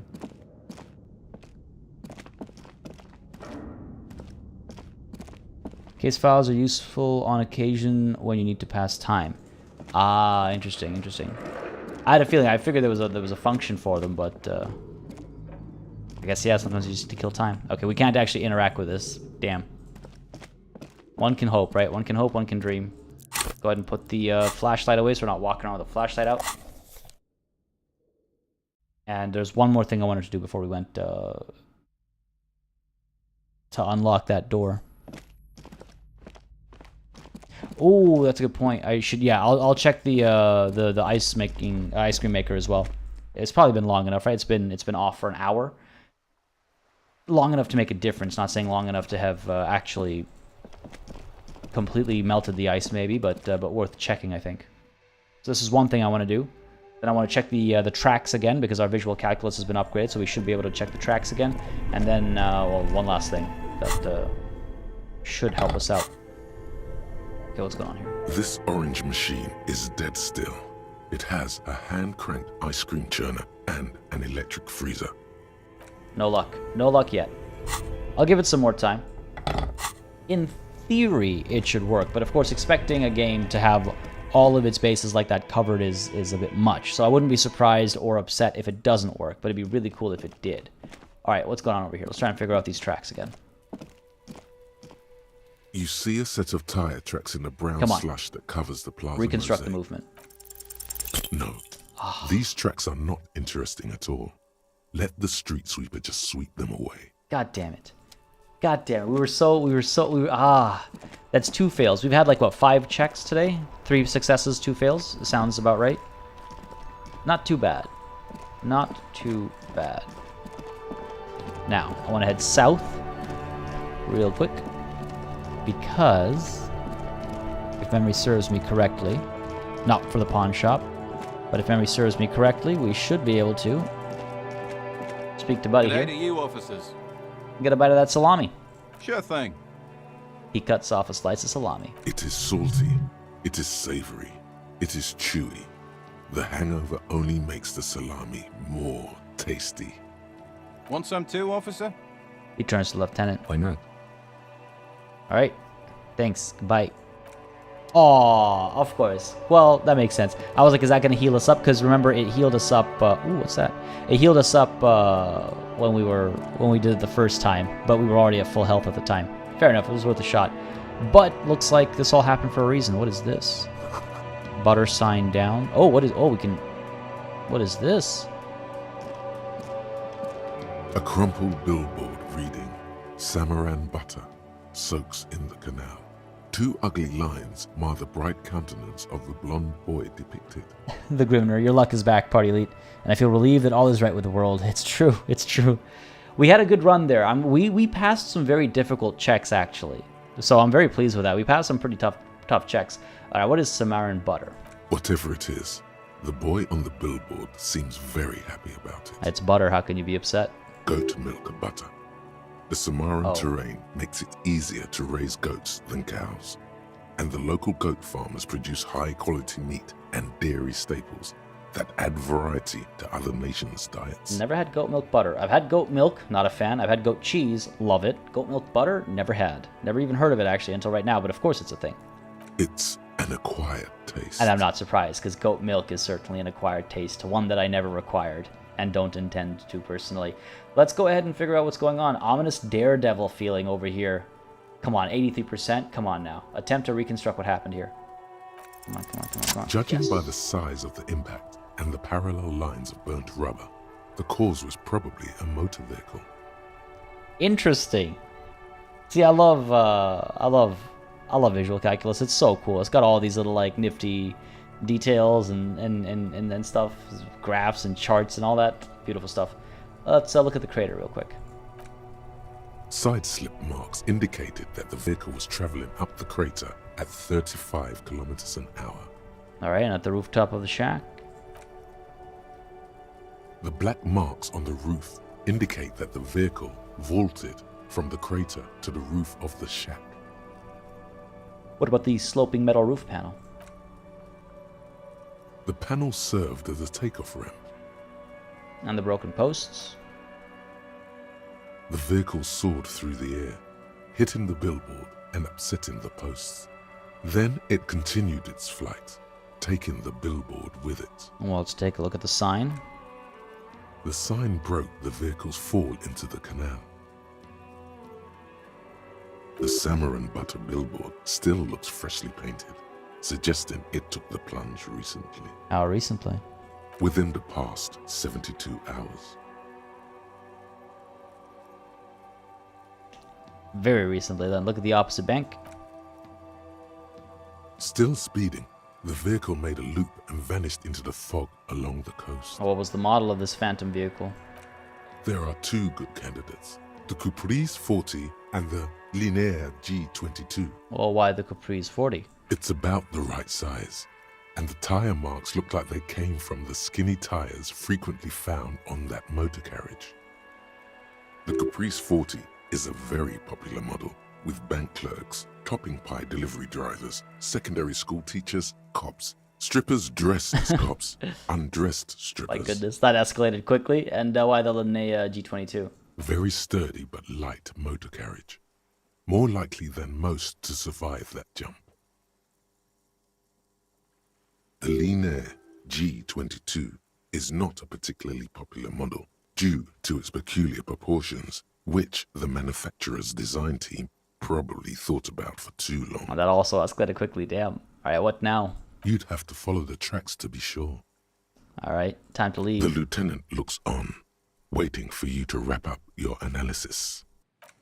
Fair enough, not too bad. Any theories about what happened here? Reckless traffic hooliganism, seems like someone is in a real hurry. Some top shelf shenanigans. I want to meet the driver and shake his hand. Yeah. What kind of car do you think it was? I think it was a Capri 40. That's quite likely, from what I can tell. He seems impressed. Nice. Do I have some ideas about who it might have been? I don't think so. No one comes to mind. No one came to mind with our visual calculus. I have no idea who could it have been. We're not traffic cops. Should we get back to the murder? Ooh, I guess we do know who it might have been. We should bring this driver to justice. Or let's move on. No. Try to come up with a convincing explanation for the driver's actions. Conceptualization. If only I had one more skill point. I only have the one shot. 58% isn't that high. Well, we should bring this driver to justice. Let's go for it. Come on, baby. Let's test our luck. One more time. Let's go for it. Try to come up with a convincing explanation for the driver's actions. Here we go. Come on, baby. Somewhere in the depths of your alcohol-addled soul, you find a few threads that you can weave into a story. What? Yo, our luck is through the roof today. This is great. All right, this could have only been Jacob Err. The tip-top tourney champion? After the untimely death of a dear friend and fellow racer, Alfie Delatraz at Fjordhammer, Jacob Err was desperately chasing death on the racetrack, but death eluded him. The lieutenant patiently listens to the words coming from your mouth. After quitting in frustration, he became a recluse, a ghost driver, searching for death on the streets of Revachol, speeding. Jumping canals at night? If I was Jacob Erv, I wouldn't drive in Martinez. The roads are awful. That's the point. Shut down. Oh. In conclusion, it's a colorful theory, but I don't believe Jacob Erv did this. Should we go? No, we need to find this Jacob Erv before tragedy strikes. If we must. We must. Gotta find the traffic hooligan. I'm not expecting him to get far with this. The lieutenant consoles himself. Oh, we're gonna get very far. We're gonna get very far with that. Interesting. I was expecting our successful, you know, like exclamation that it says this Jacob fella would go a lot more successfully, but I guess not. At least we know we were right, I guess. Look, I'm just happy we passed that check. All right, I'm just happy we passed that check. Now let's go ahead back to our weasel hunting area, so we can prepare to weasel hunt. David, how's it going, buddy? Glad you can make it. Happy Friday to all. Disco Elysium is not my cup of tea, but I'm glad the PartyElite shows different types of games. Take care. Well, thanks for dropping by and saying that. I really appreciate it. Like, it's really cool to see folks be into that aspect, even if it's not games that they're into themselves. That's really awesome. So thank you very much for saying that. Thanks for coming through, saying hi. And I do hope you're having a happy Friday yourself as well. And I do hope you are having, or have, a wonderful weekend ahead of you too. Oh hey, Jazzy B. Oh, you think we're collecting all this good luck, and then on Friday it'll come back to bite us, because we'll have to pay off the balance. All right. It was mentioned in the comments, I believe it was, for last session, that we should approach Kuno S from like this side of the fence, because we were already scaring them when we approached them from this side, and maybe popping up behind them would really terrify them. So let's go ahead and try it. Are you trying to sneak up on me? Come to slit my throat in my sleep? Logic error. She is not sleeping right now. Pig's come to take me out. Trying to snuff me out. Are you sleeping right now? Don't get fucking clever with me, pig. You think you're so clever. I wish it recorded the hiss. She hisses. Worth a shot. Trying to sneak up on me again. Trying to snuff me out. Get away, pig. All right. She's her and Kuno are certainly a pair. And to answer your question there, 6X Lord, it seems yes. We are in fact going to start the next episode at the same spot. Yeah, I wanted to make sure we came back full circle. It is about 7 p.m. I think that's a suitable time to open the door, go inside, see if anybody's in there, warn them about Everard, and then go back to Everard, let him know his little task was done, even if it was done differently than he'd anticipated. But folks, this is where we're going to go ahead and call it a stream. We've hit that 3-hour mark. Going to end it here. Again, in just a few minutes' time, I'll be releasing a video on the channel. It is a new Let's Play that I'm kicking off today that I think many of you would be interested in. It was a joy to make, so I'm excited to share it and have a good time with that. So don't step away just yet, I suppose. We gotta show the show on the channel continuing, just a different show, I suppose. The shows on the channel continuing. Anyway, my terrible segue there aside, folks, like I said, this is where we're going to call it. If you had a good time, please don't hesitate to hit that like button on your way out of the live stream, or if you're watching the VOD, on your way out of the VOD. I certainly had a good time. We went on a complete tangent, and as it was said earlier, the tangents are the game at times, and it definitely felt that way. Learned some interesting stuff today, and I'm curious to see where this takes us next. Absolutely massive thanks to all of today's super chatters, rememberers, and new members. Again, shout to Classified as well for gifting those memberships. Just absolutely huge from all of y'all today, showing up in full force with the super chats and the members and everything. I appreciate it so very much. Words are really can't express it well enough, but thank you so very much. And of course, on that note, no session is truly done without giving a massive thanks to all of the channel members and patrons who've been supporting the channel on a monthly basis. Again, y'all keep us alive and running smoothly. Of course, the names have got to be added in here, and we'll be doing that over the course of this weekend. But thank you all so very much. And of course, a big old thanks to each and every one of you for watching. Again, without each and every one of you, this wouldn't be a thing. There wouldn't be a channel. There would be no views. There would be no viewers. There would be no reason to make videos apart from, I guess, enjoying them myself, I suppose. But seriously, thank you all so very much. I hope you had a good time. And again, we've got the links in chat. Don't hesitate to join the Discord if you want to hang out with the same folks who we're hanging out with in chat. If you want to hang out with just a massive group of just fantastic people. And of course, don't hesitate to follow me on Twitter either. Great place to keep up with scheduling, things like that. And and me, if you're interested in that kind of thing. I got a lot of interesting posts going out, especially lately with regards to all the wedding planning madness. There's always pictures of bunnies here and there. It's good times, I think. I like to think. And no, thank you for joining the stream, Tobes and Wickles. Thanks for being here, 6X Lord. Curious to see what's coming up next. Yeah, me too. I'm very curious about this. And the Grimner. This is a very fitting metaphor as to how this game works. We circle around so much, and we're back right where we started. It really feels that way, doesn't it? It really feels that way. Ren, glad to hear you having a good time. Appreciate it greatly. John, likewise. Looks like we are, good to call it a day over here. Thank you all so very much for joining in. Hope you all had a good time. Have yourselves a beautiful rest of your Friday. Have yourself a wonderful, wonderful weekend. I will see you on Monday, with our Crusader Kings 3 stream continuing. It's going to be an interesting one as we, I think, finally pulled the trigger on bringing back the old faith. And then, of course, next week on Friday, we are back continuing the tale of Disco Elysium. Folks, have yourselves a beautiful time. And until I next see you, cheers.